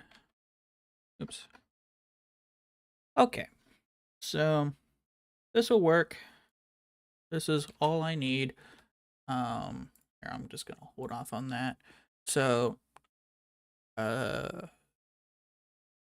yeah, that's right. I'm gonna put this over in my other window now so that I kind of have an idea of what they are. And back to character building. So this is going to be uh Zazie. So he's got like pointed teeth. Uh he's kind of evil looking underneath a bag. So I might go half orc.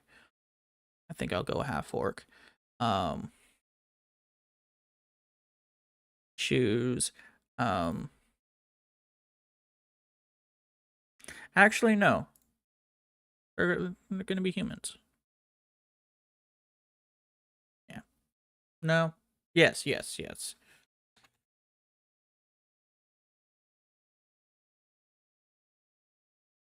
Yeah, I think I'm just gonna make them all humans, just to make things simple for me. Um. So language, just say common or whatnot. Oh. Um. I don't really care. This is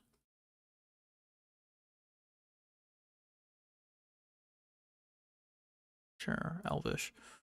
Um. Yeah.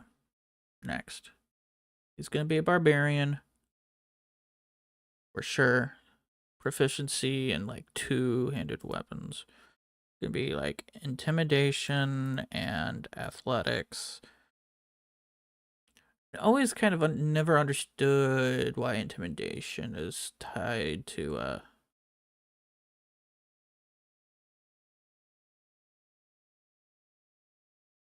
yeah, why intimidation is tied to charisma. I mean, I kind of get it, but a lot of like intimidating people aren't charismatic, so it's kind of hard. Um he's going to be berserker for sure. And I'll go feet. I think there's like dual wielder. Yeah. Also use two weapons with one hand.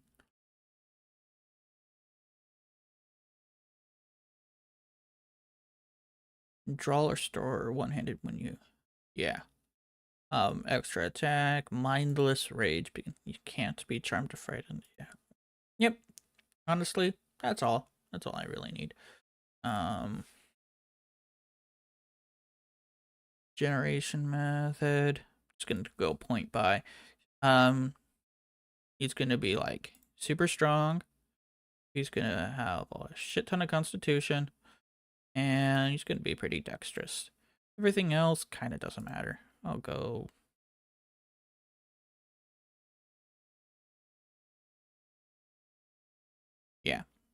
honestly, this is perfectly fine.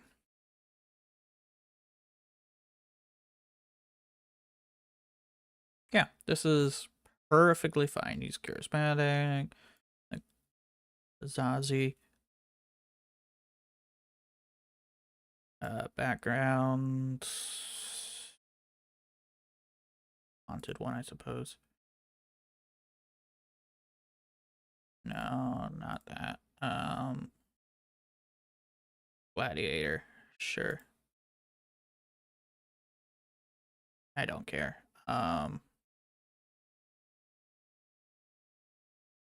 So his equipment. We'll just go to. There. He really just has 2 swords, if I remember correctly. Yeah, twin swords, which he primarily uses in combat. So I'd rather have that. And just do this. Add items. We're gonna say sword. Okay, fine. Probably long swords.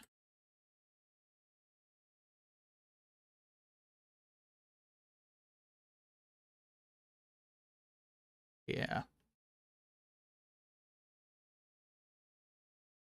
For any proficiency with one allows you to add a proficiency bonus to the attack roll for any attack you make with it. Yeah.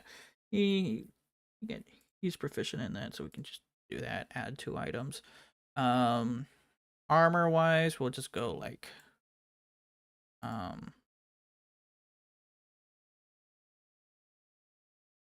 I think we'll just go hide.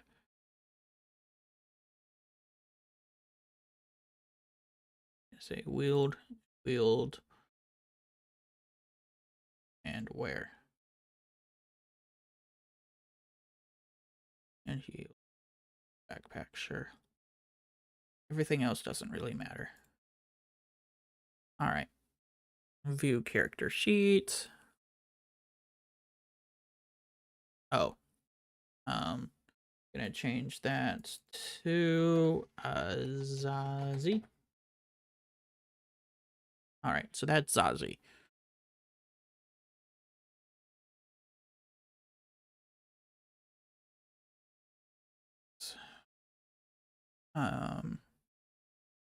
And I'll come up with like better ways to go about this.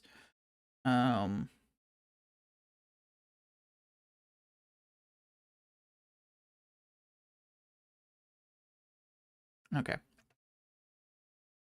So that's Zazie. Next is Sislo.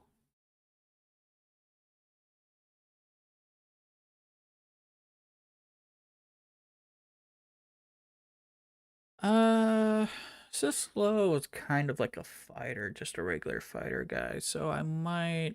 Oh, I keep doing that. I keep getting rid of D&D Beyond. I don't want to. Come on. My characters. We're gonna create a character. Name is going to be Sislo.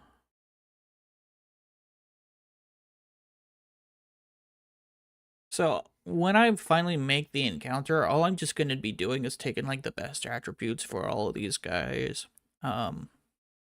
Because it'll be pretty hard to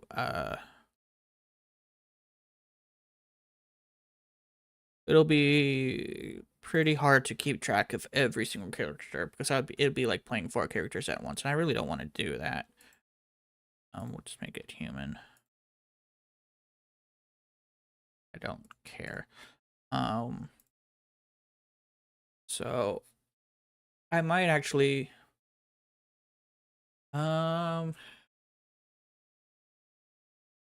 either a ranger or a rogue. Barbara is very much like a barbarian as well.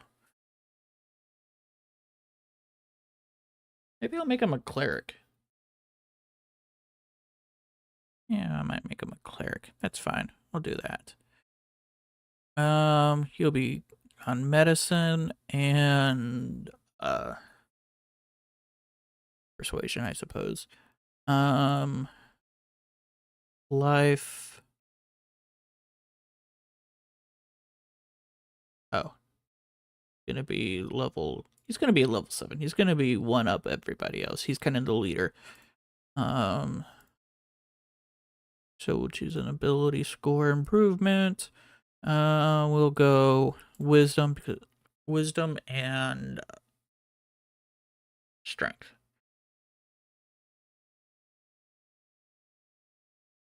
We'll also go to point by. Wisdom. We'll do that. Strength. He'll hit hard. And he'll have some constitution. And that'll be about it.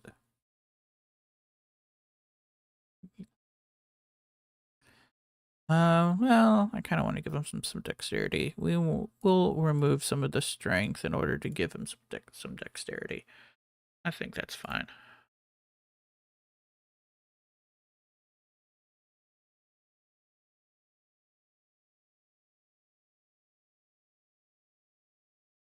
Yeah, that's perfectly fine. You can do that.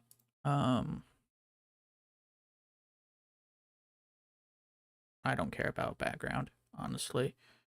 We're just gonna move on.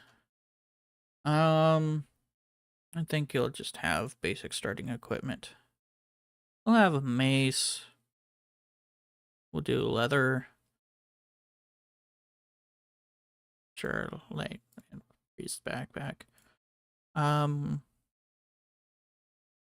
Holy symbol will be a tattoo on him. Cool. I'm actually gonna export to PDF. Download that. Yeah.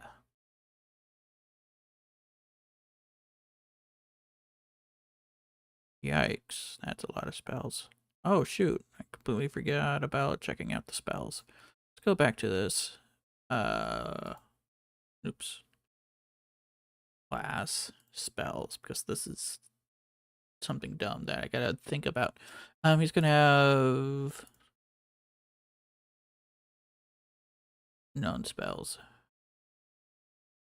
So cantrips.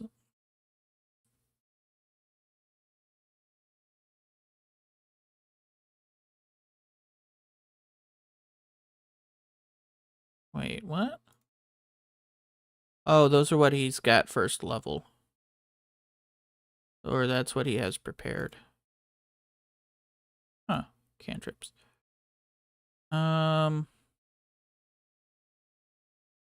Definitely spare the dying. We'll go thaumaturgy. We'll go guidance for sure. And we'll go sacred flame. Sure. Okay. Prepared spells.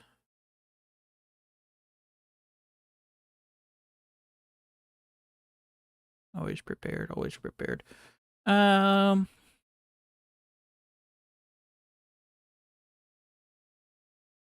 go guiding bolt, healing word. What 4th level? He can cast 4th level, so I kind of like that.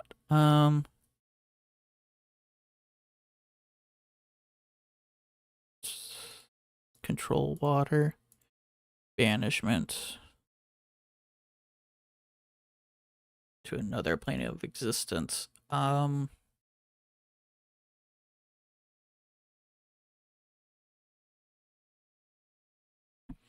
we could do that. That could be even part of it. It's like he needs to do that. Dispel magic, sure. Mass healing word, sure. Remove curse, sure. Sure. Sending, sure. Am I at 7? Enhance ability, of course. Prayer of healing, and Go with one more first level, I think.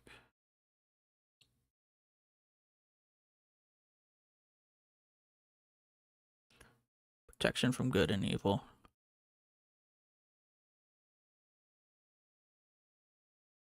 Grants several creatures of those types have advantage on attack rolls against the target. You touch is protected against.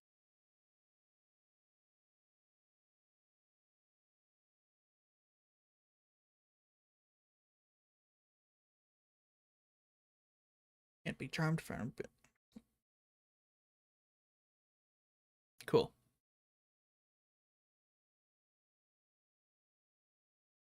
Okay.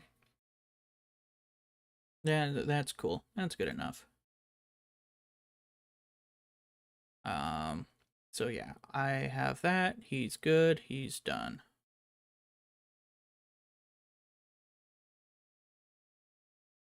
Oh, come on.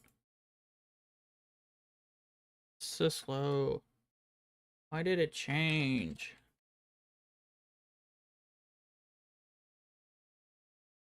Okay. So that's so slow. Next will be Ash.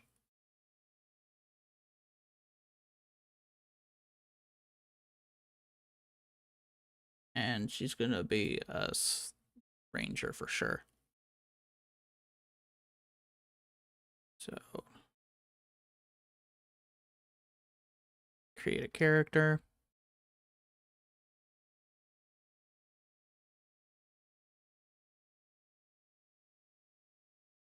Ash, optional, this, not this, and we'll move on. She's gonna be human, of course. They're all gonna be human, yada yada. I don't care. And she's gonna be a ranger.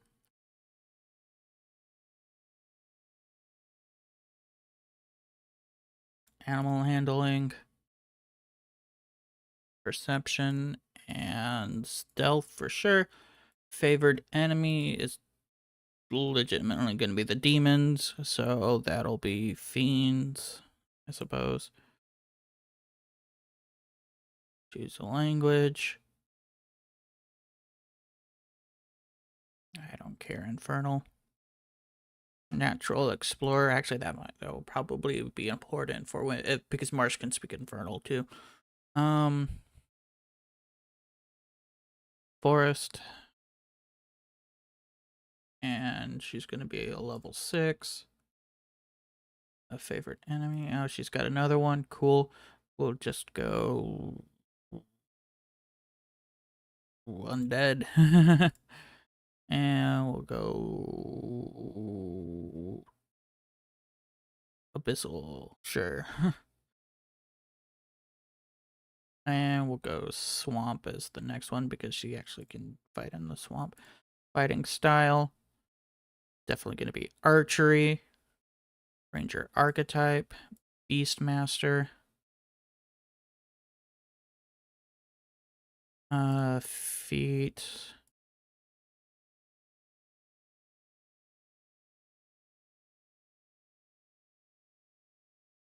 Sharpshooter, I think. Attacking it doesn't. Your ranged weapon ignores half cover and 3/4 cover before you make an attack roll with your. Choose to take a -5 penalty to and to do add 10 to the attack's damage. Okay. Extra attack instead of once whenever the attack. Okay, cool. To go point by again. She's gonna have a lot of dexterity. I think she can have a decent amount of that. She's got to have at least some charisma and wisdom, to be honest. Gotta have at least a little bit of these guys. And strength. Gotta be at least a little bit strong. Got one more point. Guess I'll put it in wisdom. So she's more person. That's fine. I'm fine with this. Background, I don't care. We'll go soldier. It's fine. I don't care about any of those. Equipment. Leather armor. What melee weapons can she have? We'll go daggers.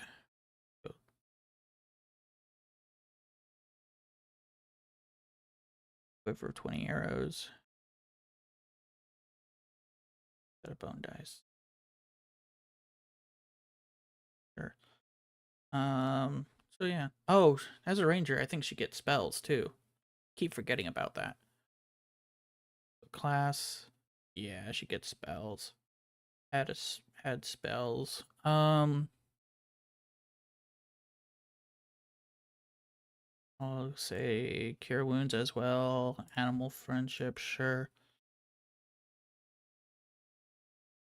Hunter's mark for sure.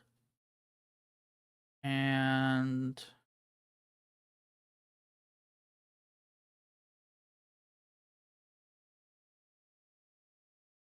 maybe animal messenger. Cordon of arrows. You plant for to the ground within range and lay magic upon them. Whenever a creature other than you comes within for the first time on a turn or ends its turn there, one piece of ammunition flies up to strike it. Or take 1d6. Oh, okay, so it's a trap. I like that.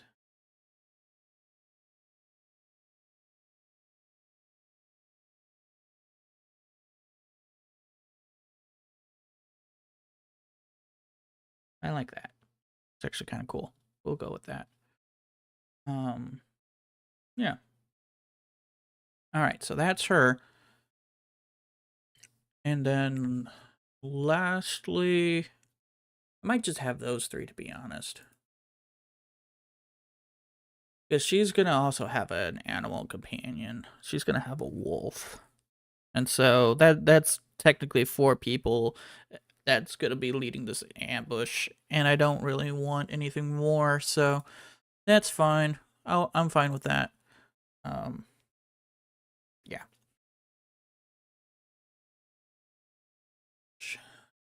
So, next up.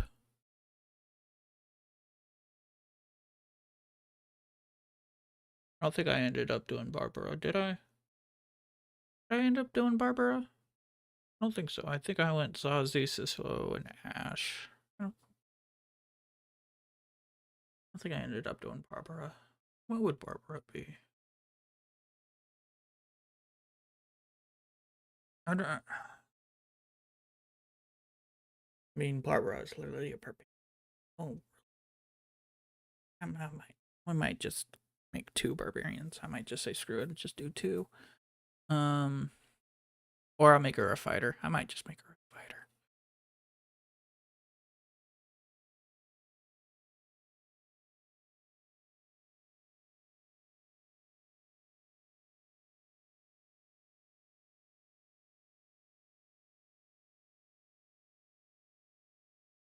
Or she'll be be another barbarian, and maybe that'll be it. I'll just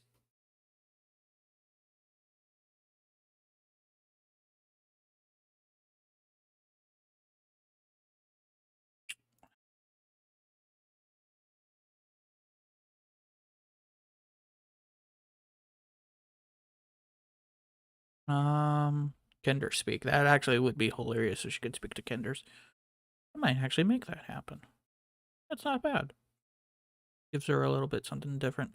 Yeah, there's really no other. I mean, she's legitimately. Maybe I'll just make her a fighter. Yeah, I'll just make her a fighter. She's a level 6.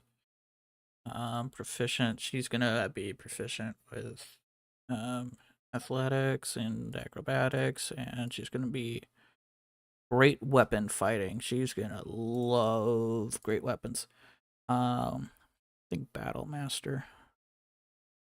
Student of War.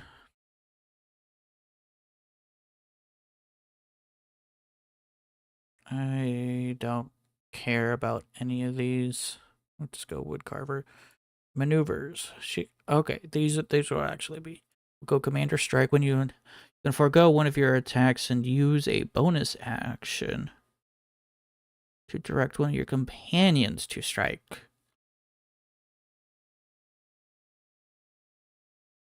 I like that. Disarming attack. To attempt to disarm the target, forcing it to drop one item. You add the superior die to the attack. Target must make honest fails. Yeah. I like that. And then we'll go sweeping attack. Maybe not that. Well, actually, I wouldn't say frighten.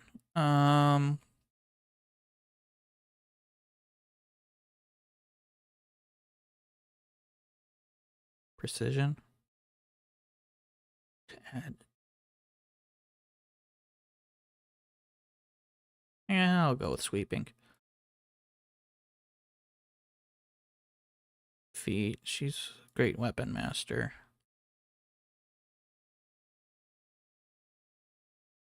When you score a critical hit with or reduce to 0 points, you can make as a bonus action. Yeah, that's fine.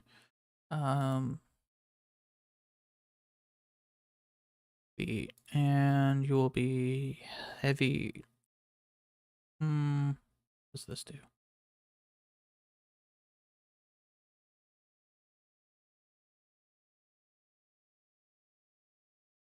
Reduced by 3. It's almost nuts.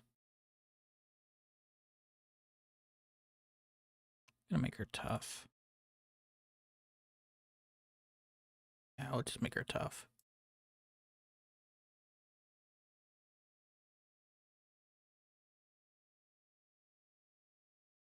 Just dexterity, constitution, and strength. That's all I care about her. She is the tank.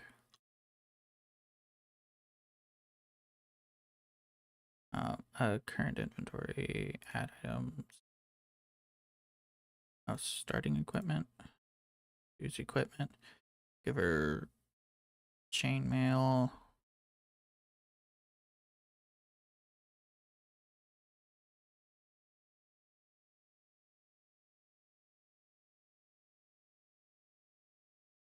Great sword. She's gonna have a great sword.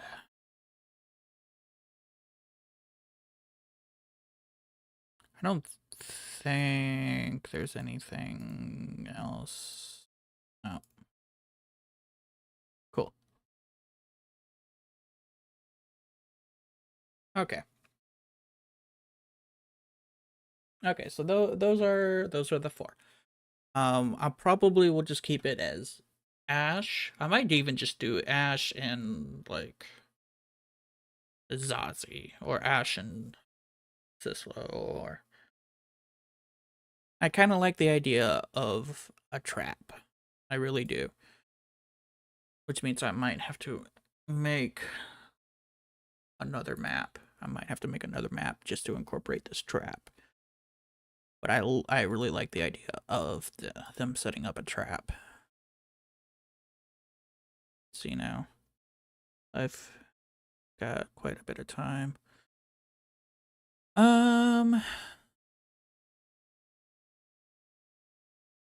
Yeah.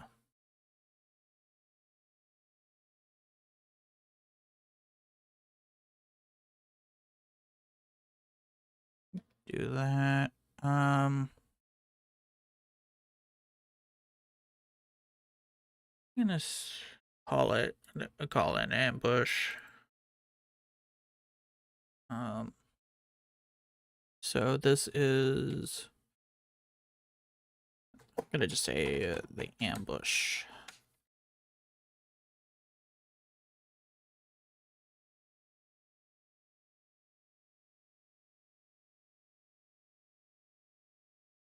So Ash will have set up a trap.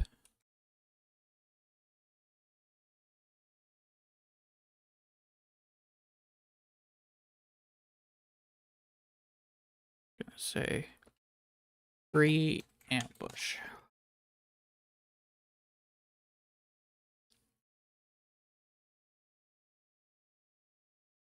So what's that spell called? Because I really liked that spell. Of course, I got rid of D&D Beyond again. Need to add it to my bookmarks. Oh, I didn't want to make it the marketplace, but whatever.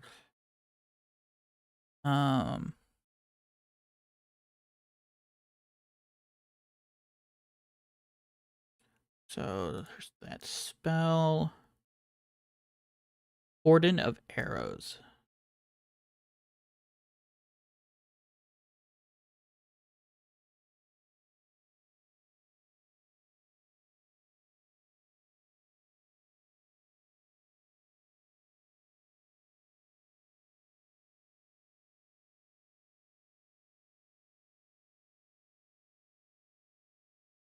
Was it a 1D? I need to look at that spell again. I really liked that spell. Warden of Arrows.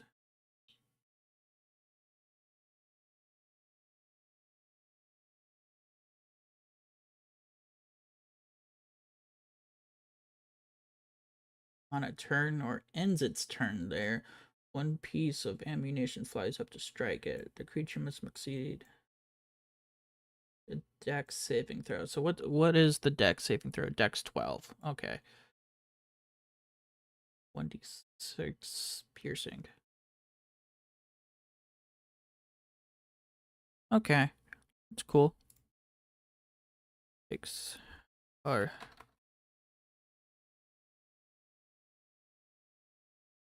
makes dex 12 save. Was take, I already forgot it was like 1d8, I believe. 1d6.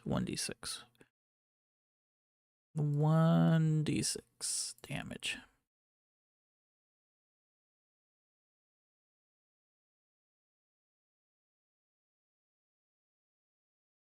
And what I'm gonna do is I'm gonna put in that out of 4. Just for me to be like, okay, I need to write in pencil 4 there. Because she's only casting it as that. Otherwise take 1d6. So that's start of the ambush. And then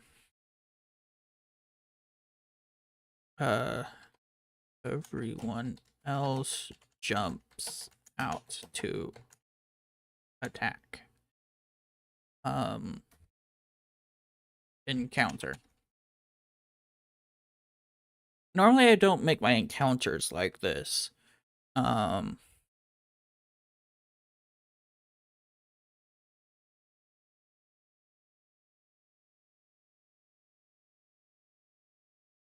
Condition. Counter when Sislo is convinced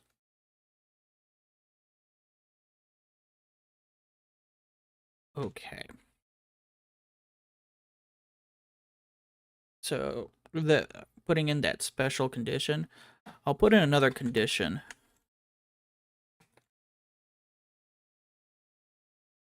Will end if a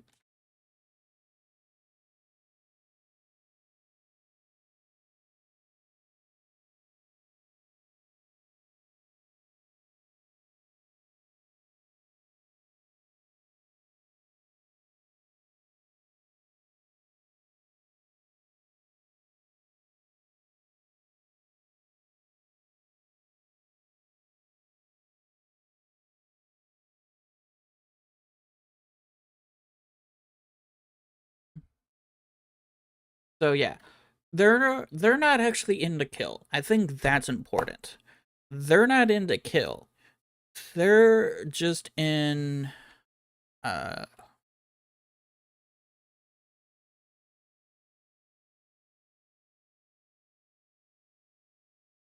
Yeah.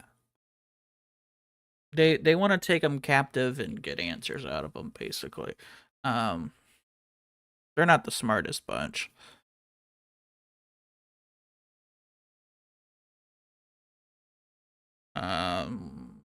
Yeah, they will stop if one of them's down. They'd rather take care of their own than die.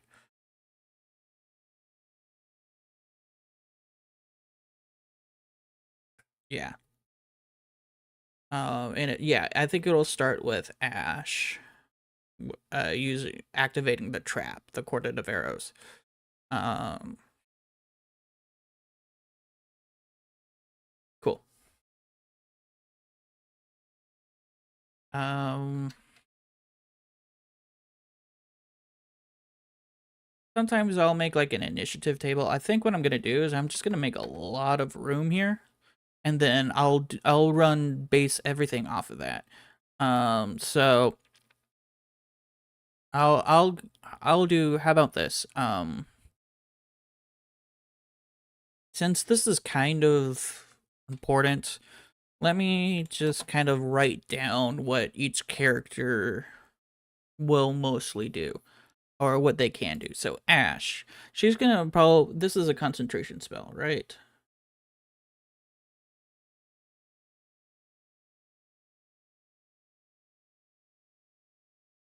Till the spell ends. It's not a concentration. Really? Is it really not a concentration spell?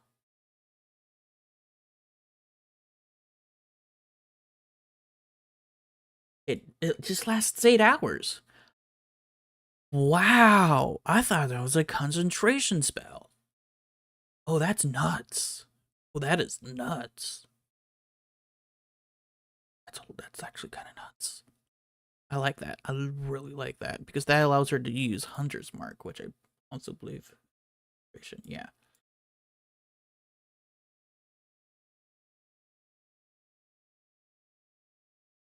yeah. So, um,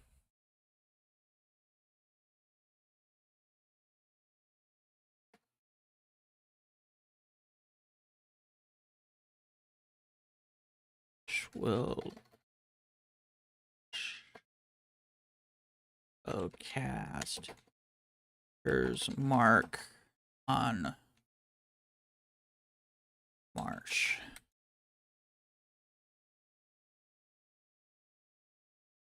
Cast Hunter's Mark on, and then I think that way, let me pull up her sheets. So actions. Oh, I had her. Oh, I legitimately really thought she had a longbow. Um, Manage inventory. Give her. Really thought she just give her some leather and longbow. Honestly, that's all I care about. It's the leather and the longbow. So she's got an armor class of 14. That's cool. So it is a +8. Wow, that's kind of nuts, actually. Um,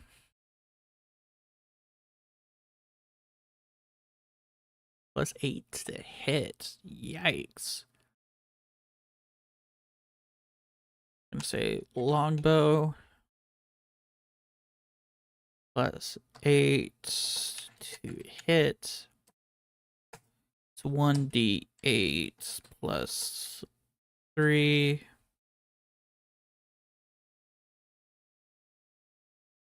And then the Hunter's Mark damage, I believe, is an extra d6.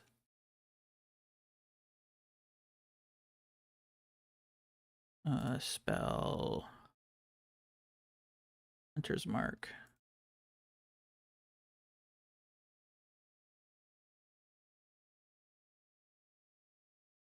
Yeah. It's an additional d6 plus 1d6.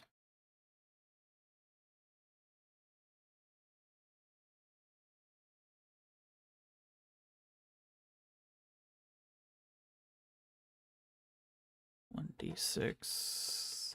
I'm gonna just say. Actually, it should just say. It just piercing. Fine.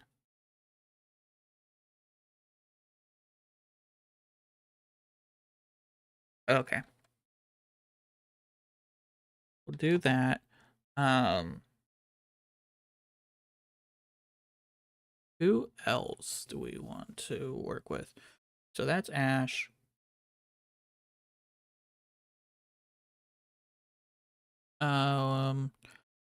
Sislo.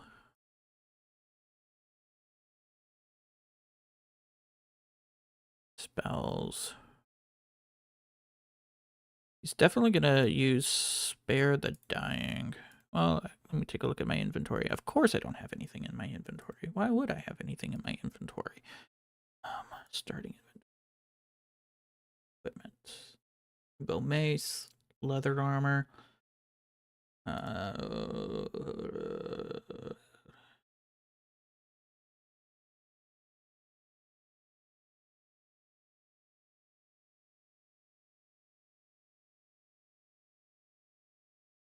Dagger, priest pack. Holy symbol, add. Cool. I have the dagger, the leather, the mace, and the shield. Yeah. He'll have that. That's fine. You can have a shield. He's definitely got the spells.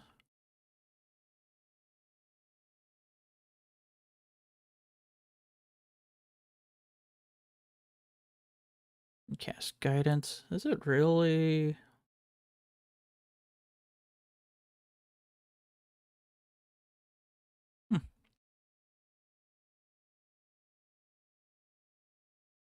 Then he's got a lot of spells that I really don't. You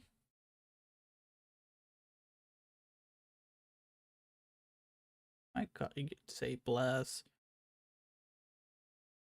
Up to 3 creatures. Yeah, okay. Saving throw before the spell ends. The concentration spell. An action. Target. Yeah, I'll just say bless.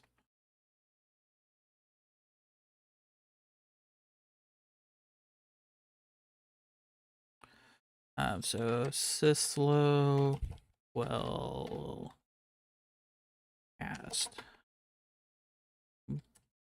bless on Ash.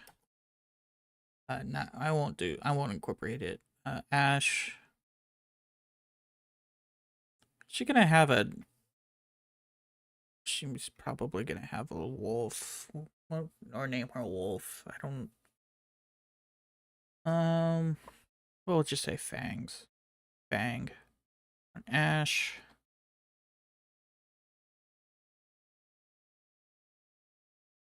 Fang. And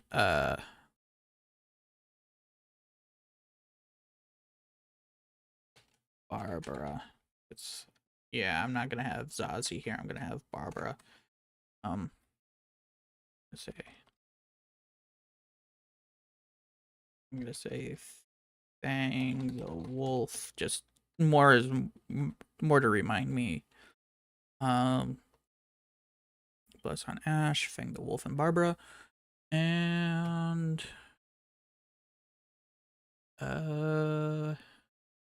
yeah. Well, what does it do again? Just a quick look, because my memory is terrible. Bless. Within range, whenever a target makes an attack or saving throw before it can roll a d4 and add the number. Do they attack roll or saving throw? So 1d4 to the attack rolls and saving throws. That's basically what it is. Nuts and bolts. That's not what I wanted. So it'll be 1d4 to attack rolls and saving throws. And yeah, how I usually run these type of encounters is that I usually just go movement and attack. I don't or movement and action. I don't normally go bonus action because it's just makes it feel forever. So Ash, Sislo, Barbara, Will. Here, let's actually go Bang, which is just a wolf. So we gotta find a wolf. Um, Regular wolf. Um,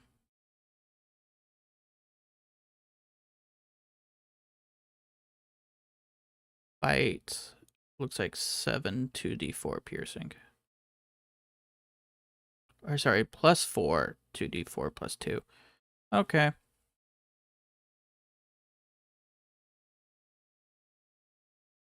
+4. Yeah. I'm gonna do is I'm gonna take a screenshot of this. Oops.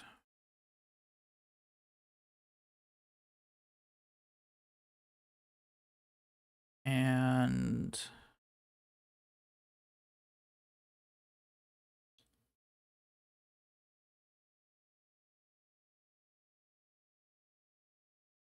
that's honestly fine. Kind of like this whole stat block. If I had more time, I'd do it with all the characters, just make stat blocks like this. But I don't, unfortunately. So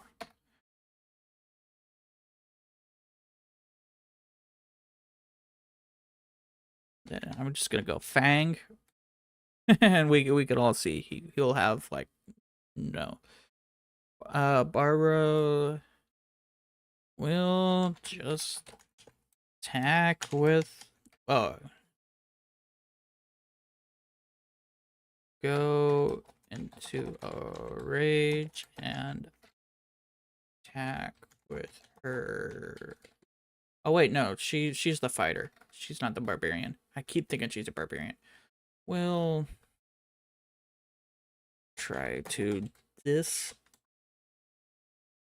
If Alpha, well, neither. Well, okay. Try to disarm / suppress others.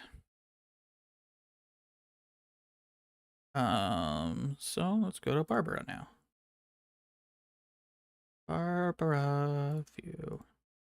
Let me guess, she probably didn't get added. Her equipment. Looks like it. Inventory. Yep. Starting equipment. We'll try this again. Leather armor, martial weapon. She'll have a great sword. 2 hand axes, and we'll just do that. I don't really care about the others. Oh, there's a new One Piece chapter. Might check that out at some point. Definitely give her the leather. Great sword. That's honestly all I care about. It's the great sword and that.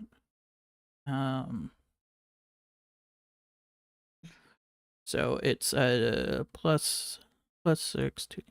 What I'm gonna do is I'm gonna copy that, and we're just gonna. Fine, we won't copy that. That is ugly. So I'm just gonna bring this over here real quick. So it is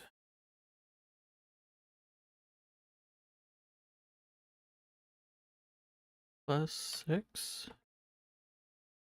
It's 2d6 plus, oops.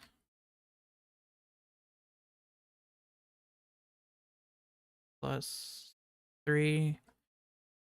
He does also have superiority dice. 48. So I might just make note of that.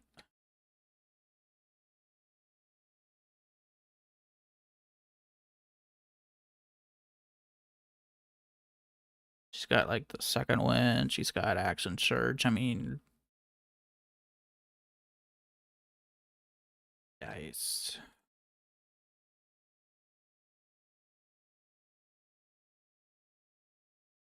Sword plus 6 hits.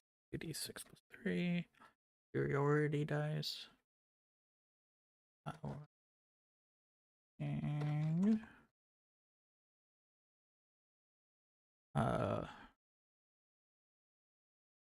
again, we'll do out of 4.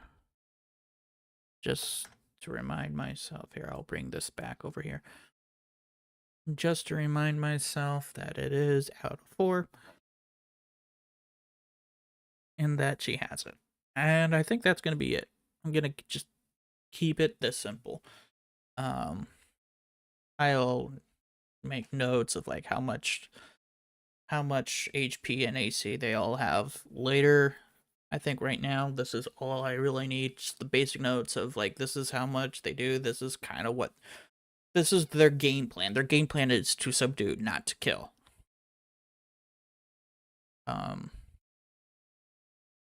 Yeah. Cool. I think I might just call it here. I'm feeling pretty good. I need to make one more map because right now I've got only 2. And then from here on out, it's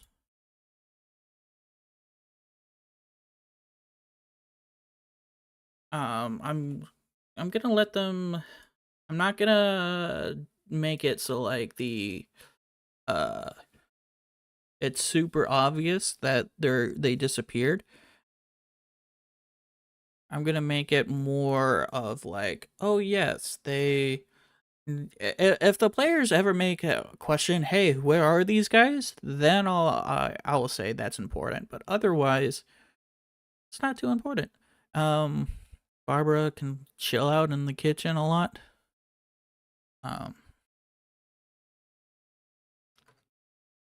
This is Barbara's domain. She enjoys cooking demon meat. I think, yeah, that is actually like a huge part of the manga is that she loves to eat demon meat. She's like, I am a predator. About this session, just quickly go over things. So start of the session, this is just literally what's happening right now. Valvasar is freaking out. They're at an ancient temple. They just communicated with Viridia. It's evening at this point. It'll take about 3 to 4 days to get to the mansion. That's cool. Just as a reminder, want to collect refugees. They found his sister Gillian, which wasn't supposed to happen, but they made that decision. He's going to try and take her with him. She makes a deal with him. She's going to go, if they rescue, if he sees an opening, he'll take her by force. Currently he doesn't see an opening, but there's no way to get off the island just yet. It'll take 4 days. Prince Nark will go to the bunker. It'll take 5 days. Yeah. Gargoyles. Yeah, I still need to come up with that encounter, but I can do that pretty quickly. In fact, what I can do here, come on, is create an encounter. My encounters. It's been forever in beta. I wish that this thing was more updated. I'm gonna create a new one. I'm gonna call Gargoyles. I think that's how you spell it. We're gonna find out. Okay, that's how you spell it. Copy Gargoyles. And so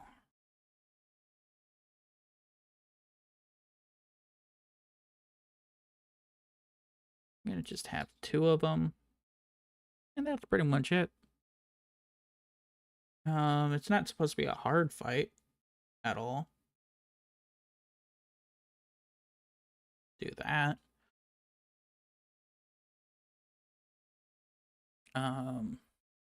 Yeah. But that's literally it. It's just these gargoyles, and I can run this from this website. All I just have to do is hit run encounter, and that's all that I need. So that I'm not actually upset with this at all. I think this will work just fine. False appearance.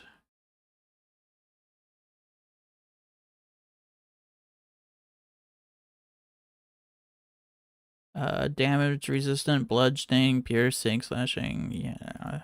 So, they take half damage by any of that. So, that's perfectly fine. Yeah, I think this is perfectly legit. They're technically medium, even though my pieces are large. Sure, I just give them more HP and maybe bump up their armor class. Fine. That's perfectly fine. I don't really care too much. I just wanted to create that encounter. Okay. So I think we'll do that. I'll keep this in mind. But I like the ambush a lot. Keep Will's plan. I might actually just here, let me save this. This is kind of important. I'm gonna make this big.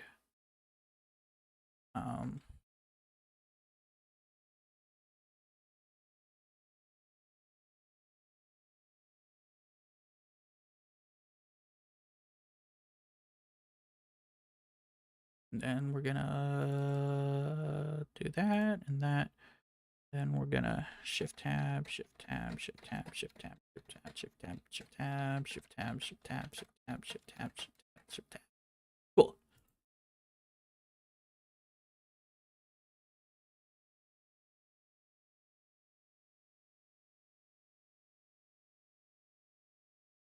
Okay. Yep. I'm legit happy with this. I've been streaming for almost 3 hours now. So that's pretty cool. That's pretty legit.